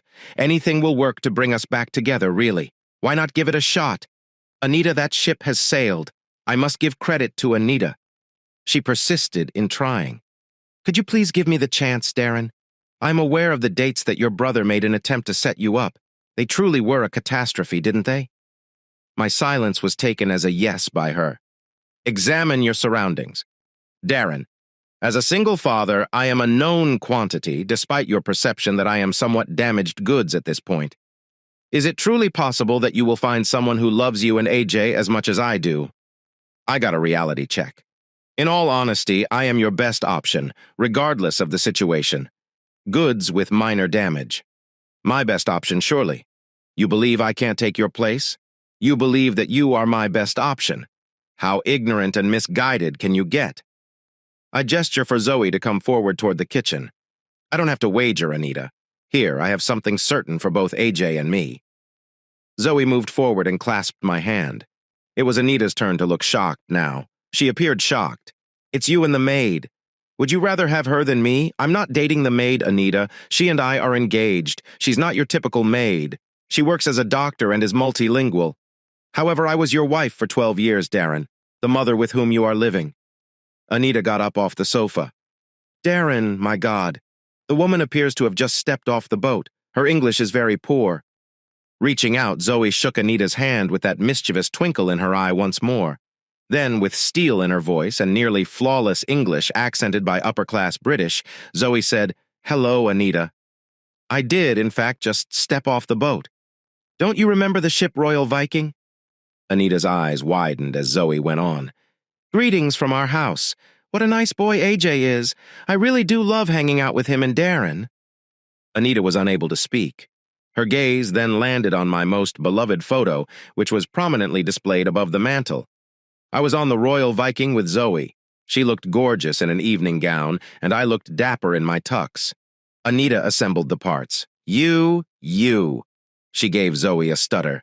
That cruise ship woman, the one with Darren that evening seated at the captain's table. Guilty as stated. Zoe grinned and said, Do you have to leave right away, or would you like to stay and visit? Talk about the devil, and indeed he does show up. At that moment, AJ stormed inside the house and forcefully shut the door. AJ was holding his skateboard and sporting an oversized, ugly tie-dye t-shirt, along with a pair of headphones hanging around his neck, in spite of all the times we had told him. Even before he entered the room, we could hear him having a loud conversation. Dad, hello? Whose filthy, worn-out suitcases are by the door? As AJ turned the corner, the room opened up. The moment he saw Anita, he came to a complete stop. I heard him say something in Finnish or Norwegian that sounded like a curse. The silence was broken by Zoe. Your mother took a 3-day bus ride to visit you, AJ. AJ gave a toned response. It's only teens who can operate the bus. What took place, Mom? Your broom malfunctions. Keep an eye on it, Zoe and I both said at the same time.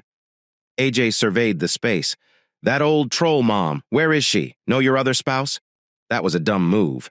Anita remained somewhat taken aback by everything, especially AJ's demeanor. Wesley and I are no longer together, son, that man, says she. AJ took a moment to process that. You also cheated on him. Do you come to Florida for that reason? Are you planning to visit senior citizen centers and try to find a new husband? There should be plenty of contenders for you at the retirement community in Century Village. AJ, stop it immediately. I was enjoying all of that, but I had ordered. AJ was having a lot of fun. My friend's great-grandfather, Mom, is still residing with them. Consider going with Papa Jose. You would love him. He is really, really old, you know. Similar to nearly 100. AJ continued to talk even after I walked over to him. Mom, you know, Dad is in a wheelchair and all that. However, with your assistance along with all the new medication and junk, you might still be able to get him to get it up. Wish to check if I matched the two of you? Anita collapsed onto the couch and started crying. I pulled AJ from the room and into the kitchen by grabbing his arm. What's wrong with you, AJ? You have no business speaking to your mother in that manner. AJ gave a defiant response.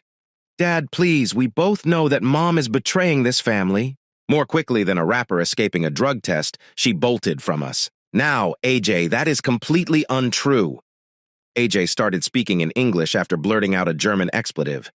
Dad, you can't tell me that Mom didn't take advantage of the first good opportunity to get into bed and leave us there. He caught sight of my expression. It's all right, Dad. One night, I heard Uncle discussing it with Annie.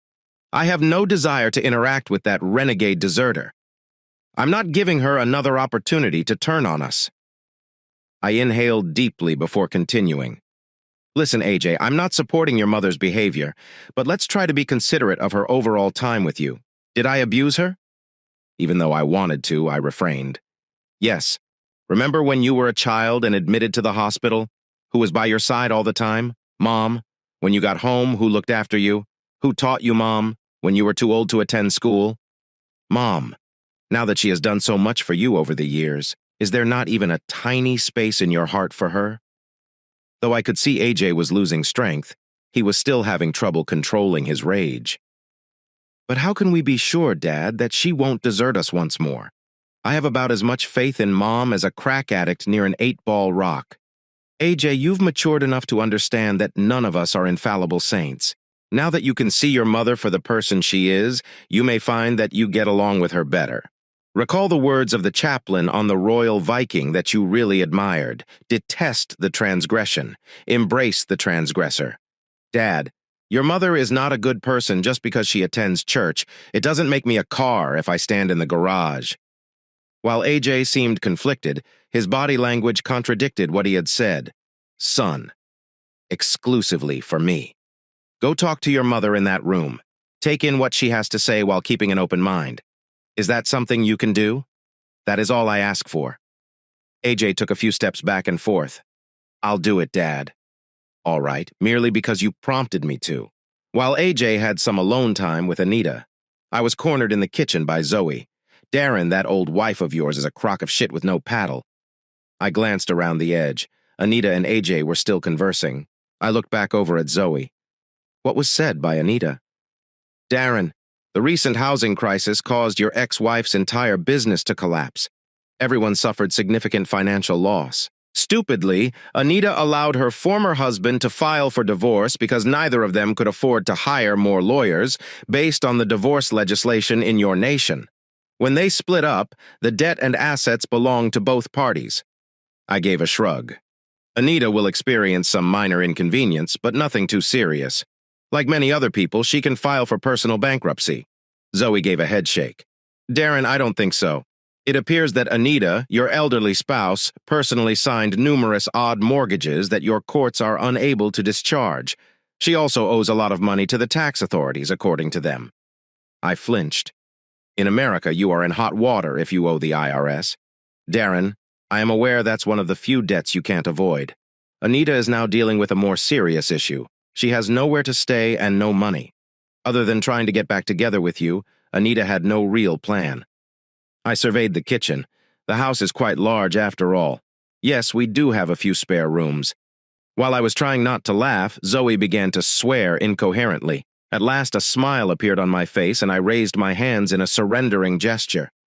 Zoe, unwind. Just kidding, of course. We'll locate a hotel or other lodging option for Anita. Give her some cash. Zoe took out her phone and was starting to calm down. Darren, I know exactly where it is. Many crew members remain there in between contracts. Long-term furnished rentals with kitchens are available. It's also close to the bus stop. The prices are extremely fair. Thankfully, it's not present here. Anita couldn't even find a job that would sustain her, much less one where the IRS would be deducting a sizable amount from her pay. Through her connections, Zoe was able to get Anita a job on a ship. It was a rust bucket that traveled to the Bahamas for 2 and 3 nights. Essentially, drunken cruises. Cleaning the cabins was a difficult task, worked long hours for little money. Still, it was a reliable job that paid for room and board as well as tips. 10 months of on and 8 weeks of off made up the contract. However, I believe Zoe would have been content if Anita had been employed in the Antarctic on a ship. My son and his mother eventually worked things out, but I never witnessed them having the kind of bond Zoe and AJ appear to have. All parties, however, got along. Anita had advanced to a low-level management position on her ship following her 3rd contract. These days, my wife is regarded as one of the hospital's most esteemed anesthesiologists. AJ intends to submit an application to the Naval Academy. Having a congressman to help get an appointment is helpful because my 2 new sons are chatty and multilingual. Thank God the boys are exactly like their mother. However, there are instances in which being overly attractive can be advantageous.